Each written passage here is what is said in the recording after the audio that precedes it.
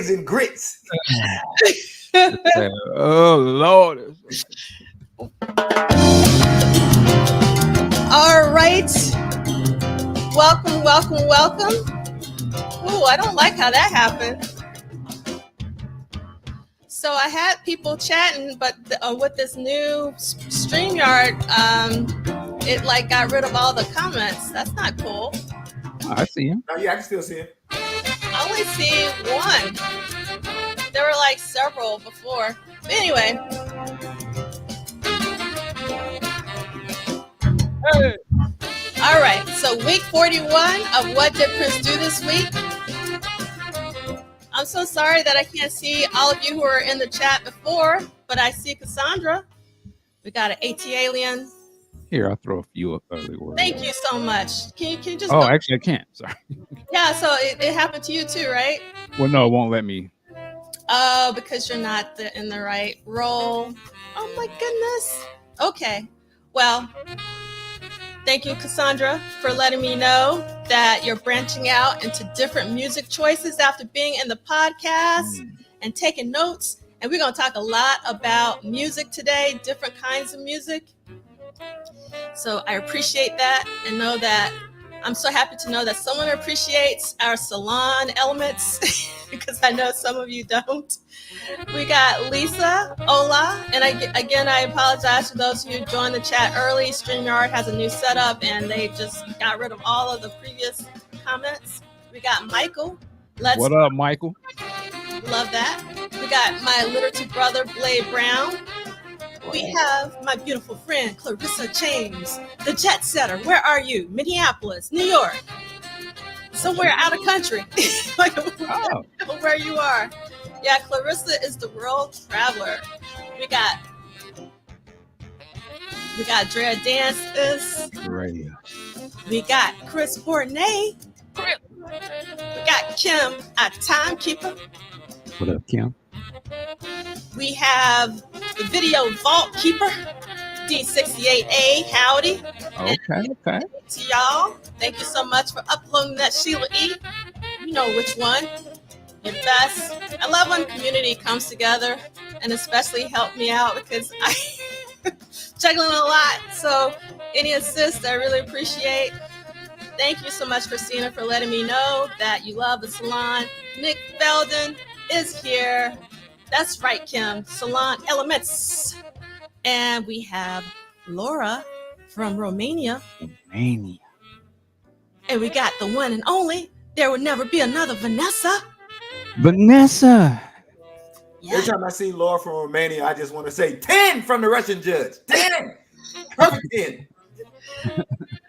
And Vanessa, happy birthday. I know it was last week, but I hope you're still celebrating. And then we got Annie Ward. I don't know what. Does anyone know what JYCM is? I'm a little slow with acronyms. Huh. Okay. And we got Pamela sending purple love from Minneapolis. Always love hearing from the Minneapolis peeps. We got Detroit in the house with Andre. What up, though? What up? We have Karan, who I saw at the Michelle Indegail Cello show on Sunday at NJ Pack. It was so wonderful to see you in person instead of What's up, Karan? A little rectangle. I love all the purple bars. It's Purple Saturday. Welcome, Dr. Claw. Oh, thank you so much, Man Ray. Congratulations. I don't know if we're personally nominated, but the Super Deluxe Diamonds and Pearls has a Grammy nomination for the liner notes. Wow. So that's crazy. That means you nominated. You should be getting a statue. That would be amazing. What if you won? That would be so hilarious. That would be a trip like that. It would be. It would be. You have you a statue. That would be dope, girl. That would be dope. I would have a statue. That's right. That would be dope. That's right. That's what I thought you meant, but it was like JYCM. So I was like, is that related to UTCM? So thank you for clarifying. I really appreciate that. We got Ronald. Welcome as always. We got Ronald. Another AT alien. Happy fall day. All right. Yep. I love that. We got Devin. Welcome. Oh, what's up, Devin? We got Raywin in the house. Big Raywin. Yes, sir. Andre, we are definitely continuing with the second book. As long as I stay on Michael Dean's good side. It's gonna go on regardless. So, no, but it wouldn't be the same without you. That's right. And get him for the extra 2 years. Nah, parade. I mean, that's what I'm like. Let me hold on for that. Moon. Moon. Yeah, we gotta do it. So yes, it was so great to see you. We got K-Cool Music. We got the wonderful Jesse. What up, Jesse? Peace. Jesse. Play that solo. And we got Purple Cat Confetti. We're ready to learn from C. Liegh. That's what we be learning. Yeah, right. I'm ready to get anointed. There you go. We got D in the house. We got Barbara Y in the house. Yes, thank you so much for being here, for re-entering your comment again. Maybe people will complain to StreamYard and they'll get that fixed. And love this Purple Cat Confetti. Has already been listening to some Batman, America. Wow. Can't go wrong with that.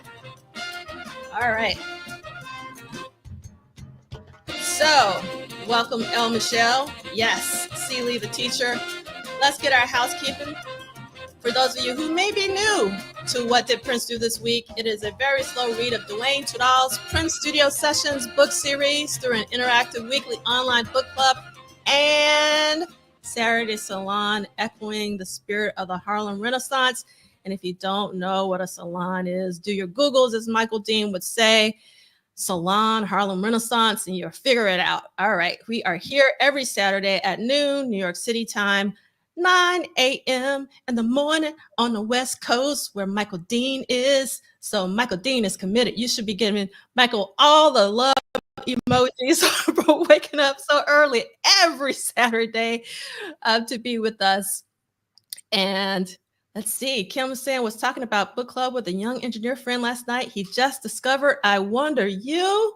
That is such an amazing song to just discover. Do you remember, Michael Dean, the first time you heard I Wonder You? No, but just the thought of I wish I could be the person to hear all this for the first time. It would probably blow my mind. Like, whoa, like trying to understand, like, what is this song to? You know what? I say this, maybe I do, because I remember when the album came out, it was before the movie, right? Mm-hmm. And listening to these songs, I could only just imagine how they were used in the movie. And that was one of the songs where I just felt like, God, I couldn't even imagine what is Prince and them doing in the movie when something like this is playing, and I'm just basing everything off of Purple Rain or something. Like, God, this seems so complex and different. And so, yeah. It can be amazing to hear that for the first time. Yeah, for sure. So, D, it's really hard for me to show what's on my shirt. I will try. Let's see. I have a new table, so let me see if this will work. There you go. So you can see. Ah, that's cool. I love this shirt, but it's really hard to show. Oh, okay. That's cool. That's dope. At first, I couldn't figure out what that was. Yes. Yeah. So that's what's going on. I'm also very excited by my new table I got. So, I see the cameras going. Yeah, almost like I got a dolly. So thank you so much, Dee, for that purple glove. You got your is that vertical? Yes, it's vertical. You got your vertical Spike Lee thing going on. Yes, I do. For sure. All right, we got Stone Agency Music. I don't know if you've been here live with us before, so welcome. And we got to say hello to 71. You don't have a tardy pass. You're right on time. Ricky, it's so great to see you here. It's homecoming. Happy homecoming, brother. All right. And let's see. Yep, salute to Michael Dean for waking up early. And okay. I love this comment about I Wonder You. And the young engineer was first drawn in by the credits. All the instruments and players impressed him. Welcome. Is I wonder you playing in the background when Mary Sherry calls Christopher? Mm-hmm. And yes, I always thought that he's biting on whatever that thing he bit on, and Tricky is right there. You know, that whole thing. See, I was always that was always an interesting, funny scene to me. it's one of my favorite scenes. It's like it never gets old. Like every time he takes a bite of that bread, he's just like, it's so funny. I think only Prince would do that in a movie and then keep it in, like it didn't get. And it's one of my favorite moments for sure. Trying to be cool and eat. What do you think about sex? Yeah, great comic timing, man. Like, oh my God, he could have been a comedian. Yeah, such great timing for sure. I love this baguette bites. And Lee Christian met up with Zach and his wife last week. That's so amazing. Mm-hmm. So we're making friends across the ocean. That's crazy. So Zach and the missus was over in the UK. Yeah, that's super cool. Oh, so they call that caking. I don't know about that, Blake Brown. Do you guys know about caking? What does caking mean? Yeah, I don't know. Yeah, caking means like you putting on for somebody else. You doing a lot for somebody else. So you caking for that person. If I remember. Yeah, so over here, caking would be like you stacking your money. Like, are you caking up? Okay. Yeah. Okay. All right. Yes, we all love Under the Cherry Moon. Okay, so let's get into the rest of our housekeeping. One day I will learn how to use StreamYard, but not today. Okay, so we're going week to week, not date to date. I think everybody's figured that out, unless you're new, and one day it will dawn on you.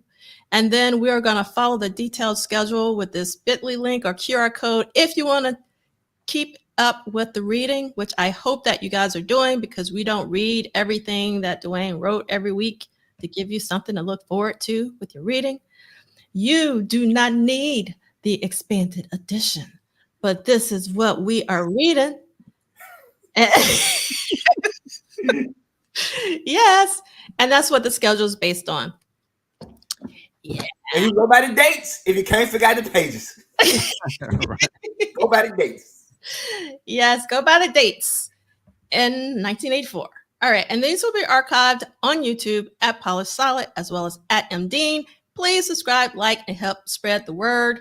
Not for us, but for Prince, to show the world that Prince worked really hard every week, and he was putting in work. And I think that's really important to say, especially in this current climate. All right. Hashtag WDPDTW for Why Do People Dance This Weird? And this is the email that I hope that some of you guys will be using once we get into the Purple Rain tour, which is just around the corner.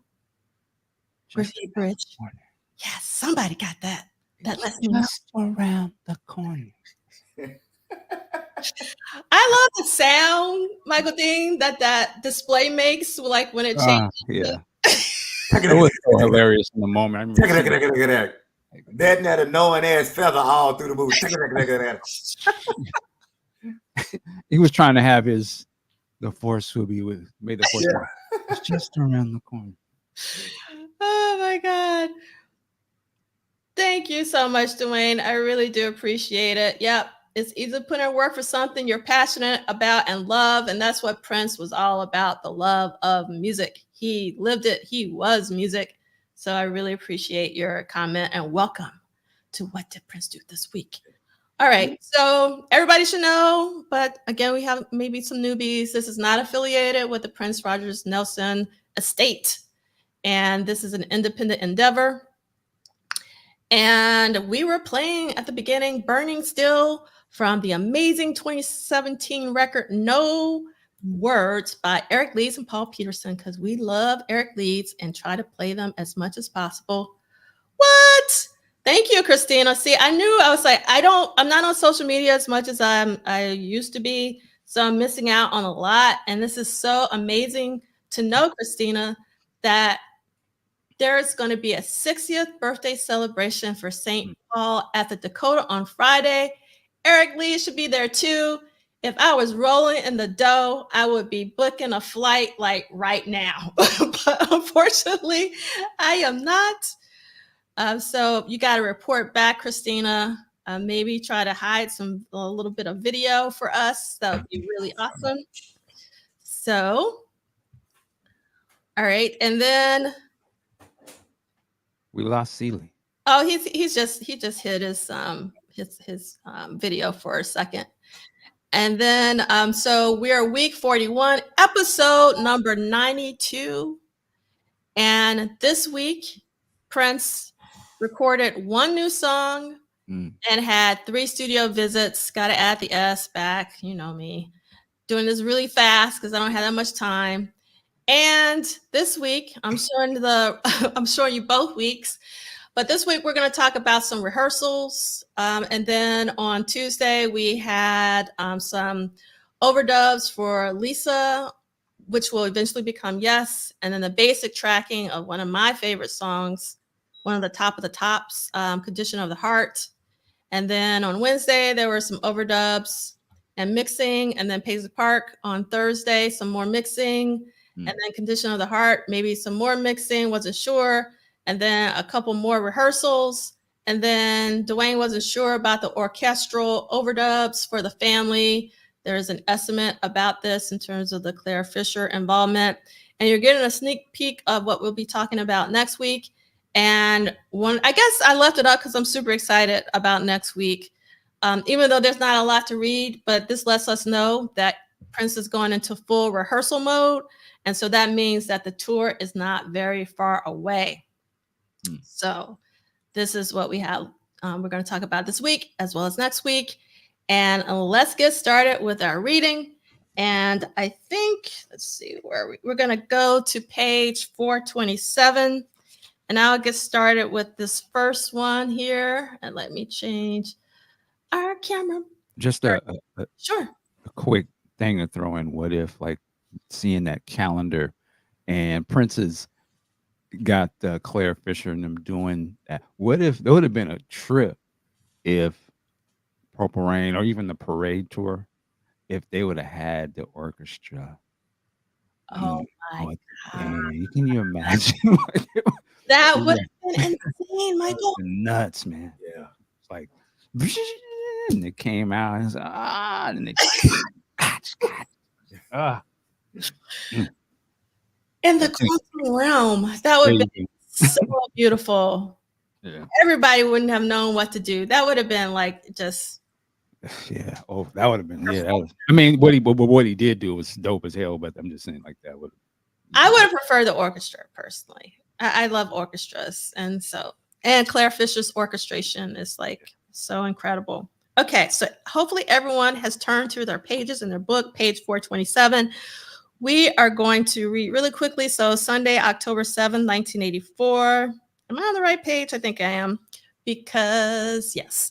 Rehearsal venue, Minneapolis Auditorium, Minneapolis, Minnesota, 10 a.m. to 10 p.m. And then Monday, October 8th, 1984, there's a rehearsal. Also in the same place, same time. And then the quote is from Roy Bennett. What Prince was really good at was pushing people beyond their limits. He saw that they could do it and he would force it out of them. Now, what's crazy is that anytime I've heard an interview with anyone who has worked with Prince, they pretty much say the exact same thing. Maybe not the exact same language, but basically Prince would bring things out of them that they didn't know that they had inside of them. And I personally think that that's a good thing. It just shows people what their true potential is as human beings. All right. Prince was scheduled to leave town, but rehearsals for everyone else would continue in his absence. This is Bobby Z. When Prince wasn't around, we go in and play without him. Then he'd come back and change everything. Rehearsal to Prince is not work. He lives to play and plays to live. I love that.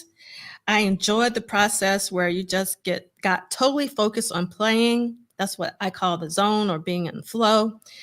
It was an exciting, exciting time. Love this comment from Bobby Z. Even though he was prepping for the biggest tour of his life, Prince continued to record new music. While he was away, videotapes of the rehearsals he missed were made for him to review. That's crazy to think about. He's recording and he still wants to view the footage of the rehearsals. Again, it just shows, how much he worked. All right, Michael Dean, let's start reading about Tuesday, October 9th, 1984, 428. Quick question. Yeah. Because I'm watching, I always do everything chronologically. So I listen to all the Prince's albums chronologically. And then I watch all the promo videos chronologically. So now I'm watching all of the tours chronologically. And I am just getting ready. I just finished watching the Roadhouse Garden rehearsal and getting ready to watch the August show. And it dawned on me, if you go back to the Dirty Mind tour, Prince's band had dance steps. So because the question came up about how did Prince rehearse with the Game Boys, right? Did they go off and work some things out and then Prince? So my main question is, how did Prince rehearse the dance steps for his band? Like he, Dez, and Andre had actual synchronized moves. By the time you get to Controversy, they're a little bit more synchronized moves. By the time you get to the 1999 tour, they're doing the full turn and step and kick kind of thing. When you get to Purple Rain, so they're actually full dance steps. And my question is, I'm sure Prince is bringing in or thinking about the dance steps, but that's something I've never heard anybody. And so since we got people around like Brown, Mark, and Dez, and Andre, and Wendy, and Lisa, because even Bobby Z had dance moves because he stood, particularly doing When Doves Cry, and he would have to do dance moves. So I'm wondering, watching the tape, if somebody get a chance, if either you two get a chance, that's something else you can ask, like, how did Prince bring up the dance moves? Were they difficult? Were you struggling? But so it connects to that Game Boys thing, and it refutes that narrative that I think that we've been trying to refute. That Prince all of a sudden became a dance artist. Like, no. Dance was always a part of the core of what Prince did. Just because you didn't catch it doesn't mean it wasn't happening. I'll shut up. That's it. Yeah, everybody know how to do the walk. There you go. I'm going home. I can't dance like that. That's because you got them jeans. Take them off. What do you mean, take them off? I got something for you to wear. Take them off. But speaking of which, like, especially with the time, like Prince or Morris Day, I don't know who was, they were already always coming up with dances, right? Mm-hmm. The walk. And then that is just like an evolution of, the people before them, the twist and all those other things. Funky chicken. Funky chicken. Twist again like we did last summer. Peppermint twist. Hey, tell me what's going on all the twists out. All right, I'm sorry. Oh, speaking of dances and going down this road, I always wondered, was this like a form of the prep? Do you remember back in I think it was 1999 Prince, he would always he was that basically he was kind of Prince's version. Prince's prep. We called it the prep, but that's what I was thinking. All right, go ahead. You know what I'm saying? He had all them little dances he had. Well, if that was his version of the prep, what was the toothbrush? That's what I wanted to know. Right, hey. Yeah, he was doing the mouth on some other stuff. Yeah. When Prince sticks to a bit, he sticks to the bit. Oh, yeah. He do the whole thing like he's shaving. I'm like, where is that from? What is that reference? I don't know this to be true, but I'm thinking, Michael Dean, that's all Prince. But Liegh, have you seen anybody doing all the brushing of the teeth and all? Whenever I would think about that, and I think about how, if we go back to like when we were 8th and 7th grade and you would see people, I saw people combing their hair. I saw people doing all that, but I never saw anybody do the toothbrush. Like I never saw anybody do the toothbrush. So I was like, yeah, he just decided that ain't nobody done the toothbrush. So I'm going to do the toothbrush. I wonder, this might sound crazy, but I wonder if some of that is actually influenced by John Travolta from Grease, Saturday Night, because Michael Jackson, there's parts of Michael Jackson where he's doing the shit John Travolta was doing from Grease, and I think that became a thing where that was the epitome of cool, at least for them. He was like mimicking, and I wonder if Prince kind of does that too. And I wonder, was that sort of a thing? I don't know if that's a Greaser thing from that time where it is. That's a big 50s cool greaser thing. Like if you go back, and even like the blues people would do it. Muddy Waters would do it, right? The checking the hand and the sliding the comb through it. So yeah, but I think your point is that we have to even say that you'd have to at least say that Saturday Night Live in Grease kind of brought it back. In the 80s, like just like now, young people having a 90s revival. In the 80s, 70s, and 80s, that was a big 50s revival, right? So in the 70s, that was the 50s revival. In the 80s, that was the 60s revival. So yeah, so I think that all of that is connected. And hey, I give everybody their due that John. You got to give John Travolta credit or whoever choreographed that for doing that. Yeah, West Side Story. All of that stuff. I imagine plays, and that's for them culturally. That would be the big pop culture things when they were youngsters. Exactly. And you see the Elvis in Prince, and all that stuff. Oh, you definitely saw Elvis and Prince, particularly during the Purple Rain era, for sure. Actually, before we get, I'm glad that you sort of interjected, because I actually forgot a couple of slides that I wanted to show first. And Sheila E. is still on tour in 1984, because again, this is about what did Prince do this week in 1984. But we've also been following Sheila's Glamorous Life tour. Sheila E. Tiny Desk. Yeah. Yeah, awesome. Gotta see it. It's actually in the accompanying playlist. Sheila's always amazing. So I was so happy to see that she got her tiny desk, because she so deserves one. So for sure. Purple confetti, Sha-na-na. I was gonna say I saw the Sha-na-na. If you look Saturday, if you didn't watch Sha-na-na on Saturday, your life is pitiful. That's all I'm gonna say. Yeah. It's time to go. Oh, player. Yes, of course. Sheila E. is still on tour. Isn't that incredible? You can say whatever you want about Sheila, but Sheila is a musician first and foremost. And I like her new song. What is it? Oakland in the House? What is it? Her new. Oh, I haven't listened to it yet. I saw it. It's got her and what's the rapper? Too Short is in it, and I can't think of the other person. And Barry Bonds. Just a lot of Oakland Bay Area people make the. But it's. Here's what I like about it. It's authentic, but it doesn't sound. What's the word I want to contrived? Like you will see bands who are trying to make a funk sound, but it sounds contrived. Like if you they don't really play that, or it sounds like funk by numbers. This feels like a really natural groove. So I think that one, and then her other. She has like 2 or 3 new songs out. I can't think of the song with her and the guy on the beach, and they're kind of singing a duet. So the Oakland song, and then her with the guy on the beach singing, she got 3 or 4 cuts out there. Nice. Yeah, nice. So and she got a Lifetime movie coming out where she's playing. Really? Yeah, she's playing a tarot card reader. I thought you meant was about her. Oh no! She's playing. She's an actor. Well, she's always playing a tarot card. If you saw the when Sister Pendleton was interviewing her, she was actually interviewing her about the movie. Then I saw her on I gotta watch that. What's the black comedian, the female black comedian that has the talk show? She was on the Saturday Night Live, the show that was a spoof of Saturday Night Live.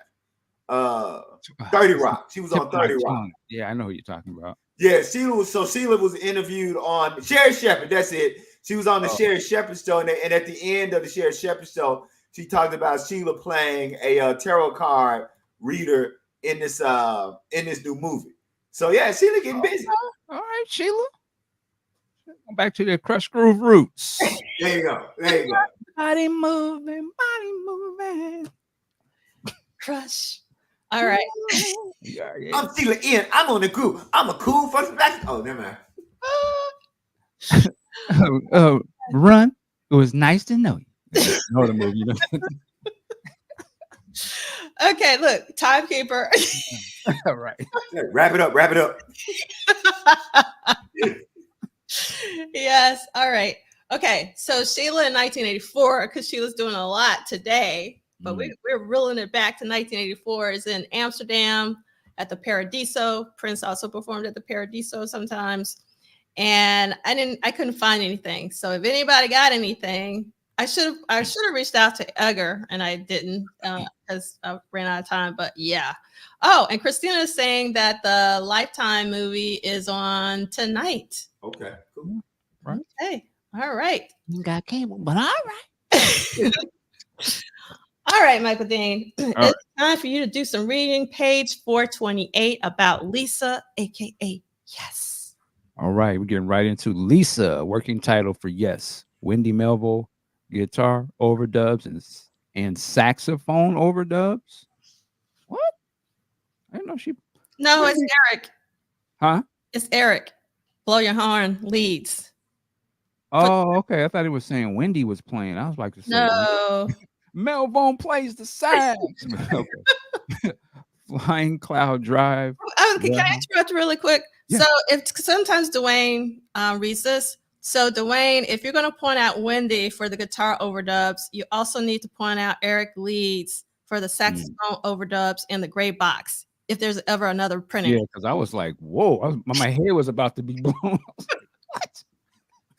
All right. Flying Cloud Drive Warehouse, Eden Prairie, Minnesota. Producer Prince, artist, the family, engineer Susan Rogers assumed. Quote from Eric Leeds. Prince had recorded the rhythm tracks for Yes, and actually this wasn't credited on the album. But if I remember correctly, Wendy Melville was the guitar player on the song. And once the track was done, I got a call from Prince to come in and listen to it. Prince decided that the unfinished track, likely recorded in August, would fit well on the family album if given the proper treatment. So he contacted Eric Leeds, with whom he'd rapidly built a very trusting musical relationship. Quote, he just said, here's the track. You got it. Send me a tape when you're done. I spent an evening in the studio messing around with it, and that's kind of what I came up with. I assume that's Eric Leeds. Prince left for Los Angeles, allowing Leeds to create the melody by adding flute and overdubbing multiple sax lines. Quote, once again, I had an opportunity to just take something that he had done and go in and just completely do whatever I wanted to do with it. And fortunately, he really dug it. So that was the end of that. Unfortunately, when the final mix was complete, some of Leeds' contributions were hidden or completely removed, and Leeds wasn't happy with the result. The quote, to be, I don't know if I can do Eric. To be honest, I won't do Eric like that. To be honest, I never cared for the mix or the edit, as it didn't make much sense to me musically. Man, okay. Also, several of the harmony lines were, shall we say, underrepresented. So the final mix doesn't really reflect what I had in mind when I recorded it. Obviously, Prince heard it a bit differently. The date on this session was listed in the Warner Brothers archives as October 8th, but Eric Leeds recalls listening to the World Series, which was played on October 9th, which indicates that either it was a 2-day session or it occurred on Tuesday. Last note, it is possible that Wendy's guitar part was recorded in August during the initial tracking session. And I just want to say the song, Yes, that it becomes, I do remember hearing that for the first time. I feel like that was I had the 45. It was either High Fashion. I think it was High Fashion. And on the other side was Yes, if I'm not mistaken. And that's how I started listening to this. I was like, what is this? And I was blown away by it. And I didn't necessarily know it was Prince per se. But I was like, this has got to be some of the funkiest and cool summer flow. I had never really listened to music like that on my own. And so it just blew me away. Like, I was like, yo, this is, oh, no. I'm mistaken. Old man, sorry. Susanna's Pajamas was the B side of one of the other songs. Yeah, Yes, on the album. There you I go. think High Fashion was Susanna's Pajamas, but I'm laughing at. Okay, Michael, I'm going to. What I be saying? Wendy. What I say? You say Melvo, but it's like Melbourne. Oh, hey. She wants you to put the N on the Sorry, end. sorry, Kim. I'll work on that. Stay up late practicing. No. Okay, Okay, so I'm gonna step in like really quickly. So this goes back to me being a Southerner, and I don't want to offend anyone. So this is my experience as a Southerner. It may not be your experience as a Southerner. So when my grandparents would mispronounce a word, I never corrected them because I knew what they meant. Why would I correct them when I know what they mean? It's like, for instance, my grandmother used to call a hamburger a hambuggy, and like a Lamborghini was like a lamb. I can't even remember how she used to pronounce it, but I never corrected her because I knew what she meant. She was communicating to me. So ambulance. Somebody call an ambulance. Call an ambulance. That boy sick. That boy sick. Call an ambulance. Yeah. My ice cube. Thanks for correcting my broken English. Yeah. Don't associate with the nip. Now let me stop. So sometimes Kim doing it in love. Yeah, I know. But that's the reason why I haven't corrected you, just so you know. Okay, Liegh, are you ready? Oh, before we get to reading our next passage, first of all, while you were reading, I was thinking, wouldn't it be cool if Eric Liegh was one of our co-hosts and he could do like a live commentary while we were reading this? Because when we were reading this, I could just hear him say some stuff. Well, you know, that wasn't really. That's not my style. I don't really. I my stuff is more complex than this. This stuff is simple. I don't understand why you guys like it. Eric is like, Eric's my man. I didn't like that mix Duane put on my quote. I didn't like Duane's mix on my quote. He cut out part of my quote that I thought made it flow better. So he cut up my quote. Yeah. But obviously we can see why we can see why Eric would be upset about having some of his lines removed, particularly since Prince is giving him sort of carte blanche and having him do whatever he wants to do. And he didn't really give him any direction. So I probably would have been a little miffed myself. But at the same time, and Liegh knows this as a writer. I know it as a designer and photographer. You have to edit yourself. Like sometimes you just can't use everything that you output. So, it's part of the creative process. I will say, hopefully one day they put out that full version of it because it is dope. There's a lot of other pieces in that song. Yeah, that would be incredible to have again, I'm one of those people that would love to have the quote unquote protege projects with the original versions by Prince or the extended versions. There's a lot of opportunity there. I think the family should be released. I mean, for Nothing Compares to You, re-release for Nothing Compares. Yeah, for Nothing Else. And because I think that St. Paul does a magnificent job and I've said this before, like that version is my personal favorite, the original. Well, I call it the original, the one on the family's record. All right. So Liegh, I'm going to draft you for the next reading, which is. Before we get to that, I just need to say that, yes, the title of the song is Yes, and that Lisa was the working title. But every time I see that, all I can hear in my head is, Lisa! Go get busy, Lisa. Don't go.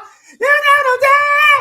I understand, Lisa. That's what happens when you listen to the bootleg and don't hear it clearly. That's all I hear. That's how I hear in my head. That's all I've ever heard that song. So Liegh, when you started talking, I thought you were gonna go, yes, Lisa. The water woman. Like, yes, Lisa. Shall we begin? All right. So shall we begin our reading on page 429? All right, October 1984, estimate, the whole damn family album. No, I'm kidding. Screams of Passion, orchestral overdubs. River Run Dry, orchestral overdubs. Nothing Compares to You, orchestral overdubs. High Fashion, orchestral overdubs. Desire, orchestral overdubs. Monterey Studios, Glendale, California. Unknown start time, producer Claire Fisher, artist The Family, engineer Ann Frager. This is a quote by Ann Frager. The first Prince section we did actually wasn't for Prince. It was for the family, and we did 5 songs. The Screams of Passion, River Run Dry, Nothing Compares to You, High Fashion, and a song called Desire. For the first time, Prince allowed someone to add an element to his music without overseeing any of the work. Quote, one of the problems in the recording studio is the money they pay musicians, explained composer and arranger Claire Fisher. So people are often given such low budgets that they can't hire a large string section. Prince spends money, and so I was able to write string sections as opposed to writing for a small string ensemble. That's really important to talk about the investment into that, right? This continued quote. This is Susanna. We had when we had the string date. Yeah, when we had the string date and went in with Claire Fisher, Prince wasn't actually there. It was all of us as a band and David Z. According to Susanna Melvin, she continues. It felt really great, and we knew that what we were doing something really special, but no one really knew what was going to happen with it. Eric Liegh said that Prince wanted to write a hit record, that this was his intention, period. But Paul and I were not aware of any of that. We were just doing it, end quote.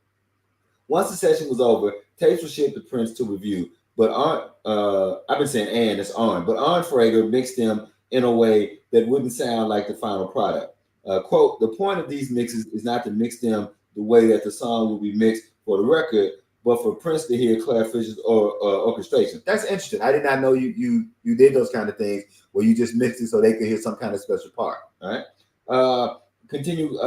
Quote. We were so excited to put up the multi-track at the warehouse, remembers Rogers, about their first listen once it was delivered to Minneapolis. She continues, we listened to the strings, and I said I thought it sounded as if someone had left the TV on in the next room. To me, the strings sounded disjointed, but the more I listened to them, the more I realized it was the perfect complement to Prince. It had so much movement and so much melody, and it was so unpredictable. I thought it was incredible, and Prince really enjoyed it. He was delighted. He just couldn't be happier. This was the first experience of really letting one of his babies go to somebody else and have it come back with something recorded on it. When Prince, so this is Fisher now talking, quote, when Prince first started sending me songs with Carl Fisher after working with Prince on multiple tracks the following year, I thought maybe that by the time I had done 4 arrangements that I would have started getting some sort of repetitive something or other. I have been extremely surprised to find that each one is different from the last, as the next one is going to be different, end quote. Although Prince and Fisher eventually worked together on dozens of songs, they had never attended any sessions with each other, which impressed Fisher. Quote, this is Fisher, of course, talking. Prince is a very smart man. And now when I say smart, it takes a man.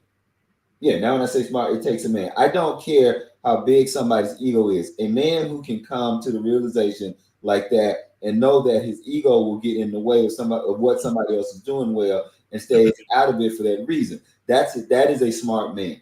That's just one of the many ways that I think he's a smart man, end quote. Not only did Prince never attend a recording session with Fisher, they never met in person. And throughout their years working together, Fisher passed away in 2012. Prince had no idea what Fisher looked like, although he did have at least one close call. Quote, I sent him this album. It had a picture of me on the cover. Well, I'm sorry. I sent him this album that had a picture on the cover of me and my 7 singers around me. I've heard from somebody that was there at the time that he held the album away from his eyes so he would not see the picture on the front. Took the disc out and played it. And his comments. I don't want to see what he looks like. I have this image, and this has been working beautifully, end quote. This is Prince again. I just sent him a tape. We talk on the phone, and he sends me the finished orchestra tracks. I wouldn't want to jinx it by meeting him, explained Prince in 1999.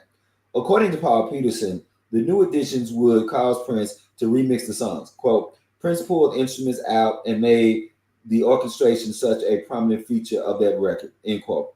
Once the new mixes were complete, the family had a sound that was unlike anything Prince had ever attempted. Peterson summed up the secret behind their brand. Quote, so you have the classy orchestration of Claire with the nasty 1-chord funk underneath and the beautiful poetry of Prince. That's a great description. And that was like the concept with the white kid singing up front, end quote.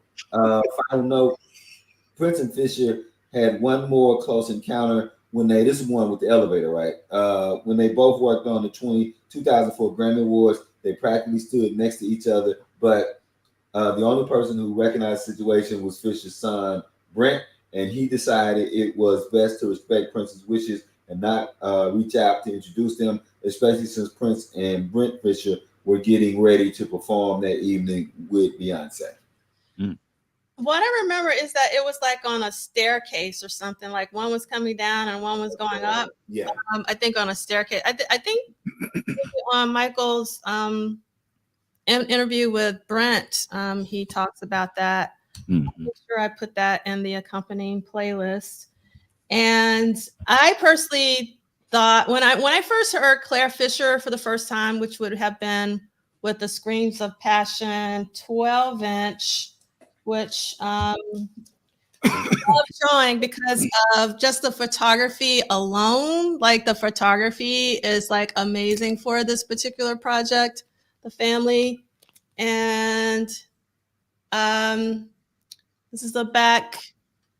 And so that's one thing. But while I have myself here, Stephen M. had posted that the photography for the family was great, and I agree. And I want to spend a little time with the photography. So on the liner notes, and St. Paul is on the other side, and pink is the family color, because we are going to be celebrating the family next year for a Pop Life 40 symposium in April. It's going to be virtual. In the credits, it says, for photography, it says front and back cover photography by Horst. And I don't know who Horst is, Horst. Inner spread photography by Prince, except where indicated with an asterisk, and the rest are by Horst. And then the dust sleeve photography is by Jeff Katz. And the design is by Laura LaPuma, who Michael Dean has also interviewed. So I'll make sure to put that in the accompanying playlist as well. So if I'm reading this correctly, the dust sleeve is this. So this is Jeff Katz photography. And I don't know where this was taken, but I'm assuming maybe in Minneapolis, but I don't know that to be true unless someone else knows something about it. And this is the back cover. But when I got this album, I was obsessed with the inner cover, particularly when I found out that Prince took the majority of these photos, because Prince was something of a photographer himself. Oh, this is one of my absolute, let me see if I can get it in the right place. The one of Jerome. Whoa, is that the early version of what they were doing in the movie? Yeah. And that was a thing for them. Yeah, I love this photo though. And then look at Jelly Bean. And then you got Susanna, and it was Susanna. I love these photos of Susanna, and I'm sure a lot of people have seen the one in the top middle. And it's hard for me to position this correctly, but I don't know if you guys can see. Oh yeah, they're coming across good. They're coming across well. The one where it's Jerome, Susanna, and St. Paul is pretty amazing. And that's on one side. And then this is the other side is Susanna has her head up. There's another one of Jerome, which is amazing. I love Eric Leeds. And then we got some more Jerome. So this is basically what I'm saying is if you can get a vinyl copy of the family, get it for the photography alone. And again, because Prince took a lot of the photos in the inner sleeve. So I totally agree with you, Stephen M., about the photography. All right. Anything else we want to say? And then obviously, I mean, for me, okay. Stephen says that they thought that Jill Jones should have had the same photographer. So I think you were with us last week when we talked about Jill Jones' cover. I personally love Jill Jones's cover. It's very punk to me. And it really, again, represented to me freedom. And this photography is very refined and like they're exuding glamour. And I don't know necessarily if it would have the same feel if Jill would have gone, because there is a photo of Jill, Stephen. I don't know if you remember. She's like wrapped in like some kind of chiffon. It's like a black chiffon, and she kind of has her head back or something like that. Like that could have been a direction that would have been really close to the family. But I don't think that the songs really translated to like a family style. That's me. So yeah, the inner sleeve photos were the most interesting. Oh, love this. Sakara saying, I love seeing the pics that Andy Allo, the ones that Prince took of Andy Allo. Wish I could, yeah, this is a wonderful idea, Sakari. If there was a Prince photography exhibit or collection, a collection of Prince photos that Prince took of other people, actually, I would love that idea. Okay. And yes, the Mia Boca video was very glamorous. Yes, Jean-Baptiste. I never liked that video though for the song. For me, it was a good match. That's my personal opinion. I know that Jean-Baptiste is very, very revered and very, he's awesome. But I just didn't think personally. This is just my personal personal opinion. What say you guys in terms of the Jill Jones Mia Boca video? And also Stephen M talking about wish the direction was more like the family, because some people don't like the photography and the Jill Jones cover in particular. The cover, I guess it could have been better. It never really bothered me, to be honest. Yeah, I didn't think it was bad. Yeah, I think that to me, if anything, when I look at Jill Jones, I mean, she's so beautiful to me, particularly at this time. I wish I could have seen her a little more clearly or something. But other than that, I didn't even. Yeah. I think I just had the cassette tape back then, so yeah. To music. Yeah, I wanted a video for a trip and a half. So, other than that, that was like my favorite song on there. And I can't even remember if I've heard Prince's version or her version first, which impact. But so that was the only thing. Like it was a video is the best I could say about it. Like it wasn't a bad video, but I guess I was more like I wish they'd had another song. I just thought that Trip and a Half should have been a lead single or whatever. I don't even remember the time and what came out. I just remember thinking this is the song that I thought could have really made some waves on radio in a way that Mia Boca I don't think could have. Yeah. So Kim, are you saying that that's too basic, or if it's working? So because one of the things that I kind of like about the Jill Jones cover is that, again, it's punk, it's DIY, and DIY stands for do it yourself, for those of you who are not into the acronym. Yeah, Sandra's with me. Got new wave punk look. So it always worked for me because that's kind of the vibe that I got from Jill, that she, again, was like the epitome of freedom. No one could tell her what to do. That's the vibe that I got from that photo alone before I even knew anything about Jill. I think for myself at that time, I just knew Jill from Purple Rain and probably more so the imagery from the 1999 album of Jill. In my mind, that was how I envisioned her, the blonde hair, the Marilyn Monroe. And so I was kind of looking for that. But again, I thought she was fantastic. I mean, the Jill that was in Graffiti Bridge, it was just like, woo! I was like, is this the same? Like, it was kind of hiding this, like, what's going on? But yeah, salute to Jill. Yeah, what was great about Jill, actually, now, I mean, I never thought about this until this moment and what you just said, Michael.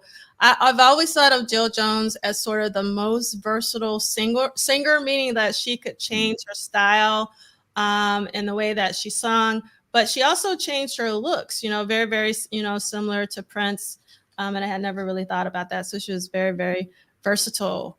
And yes, we know that. Thank you, Rodney, for being here. Yes, there's a lot of Marilyn Monroe everywhere, particularly in the beginning. If you know, like the Vanity 6 poster inside of the album has Marilyn on the wall because that was Prince's bedroom, as we found out from Jill from the symposium. And then also Marilyn Monroe's arm is on the cover of 1999. So yeah, there was, and then obviously Jill was an homage to Marilyn as far as I'm concerned. And yeah. Who is that now? Who would they homage to now? Who is that today? The beauty, the look, of the the beauty of that, and that people try to do constant throwbacks. Or is there anybody like that they look back to? I mean, Marilyn is still kicking. Marilyn is still like a visual icon. I mean, she really is. And there's like some people, I don't know. Marilyn is still pretty much in the. Yeah. I will say that I found it, and I know I probably shouldn't have found it strange, So let's go back to 2020 before I retired, and I taught at HBCU. I was amazed around 2019 to see a lot of sisters on the HBCU campus with a Marilyn Monroe T-shirt, and I probably shouldn't have been, but just because she's like that in the pop world culture, but just to see. But I think that Marilyn Monroe for this newer group kind of echoes that kind of Cardi B. I don't know all the other ones. The what's the other girl? The Megan Thee Stallion. Megan Thee Stallions, and what's the other one from New York? The I don't know her name. She was in the Ice Cube barbershop movie.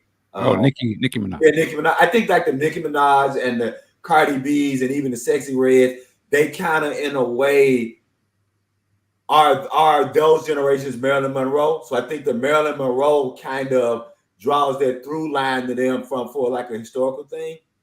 I think they kind of played it up, and then in a more faint way to Betty Boop, which ironically, if I understand, Betty Boop was supposedly framed on a black woman, but I'm not really sure. I've heard people talk about that, but I haven't had the whole history there. So I think that, so it's just saying that to say that to see young black girls, young college girls kind of having whatever symbolism Marilyn Monroe means to them, she clearly means something to them because they're wearing the T-shirts. That's I'll say that. I wonder too, and people may not like this, but I wonder if Kim Kardashian sort of has that effect on the generation today, aesthetically.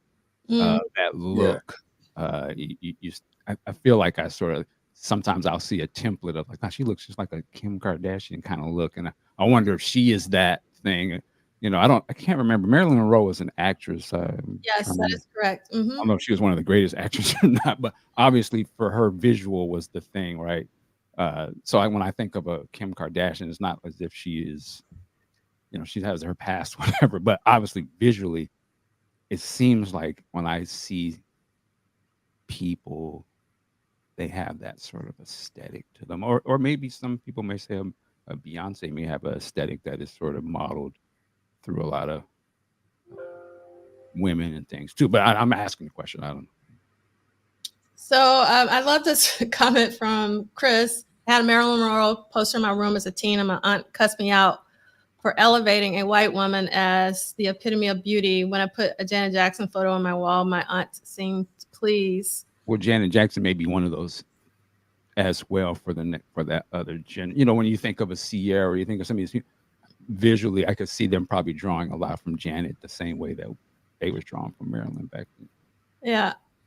All right, we're gonna keep it moving just because we're at 1 o'clock. And did everybody say everything they wanted to say about Claire Fisher, the family? Okay, see, Liegh gave me a thumbs up. Okay. All right, we're gonna start reading. Hold on, let me make sure. Oh, I'm sorry. I did want to add about the Claire Fisher. Again, just to reiterate, it's amazing that Prince was able to just give him like, yo, do your thing.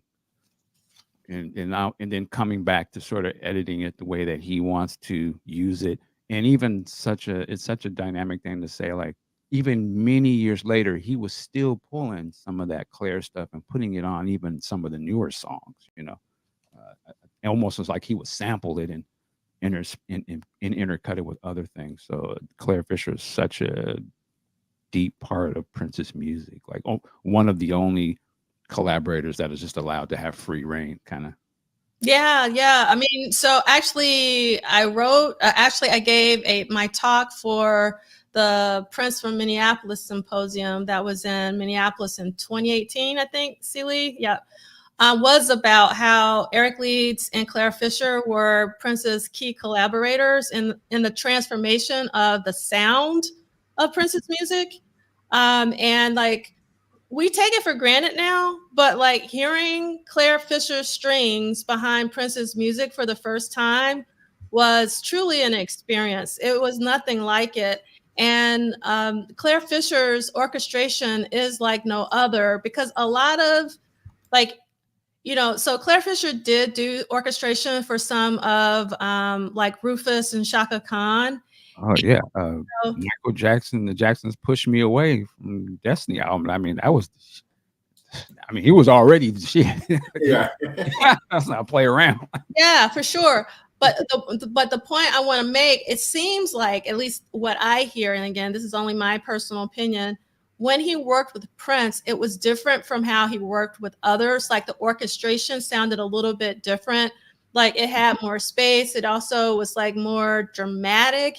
It was just like, I don't know. It's just, it was just something about that collaboration of Claire Fisher's with Prince's music, how it brought something else out of Claire Fisher's orchestration.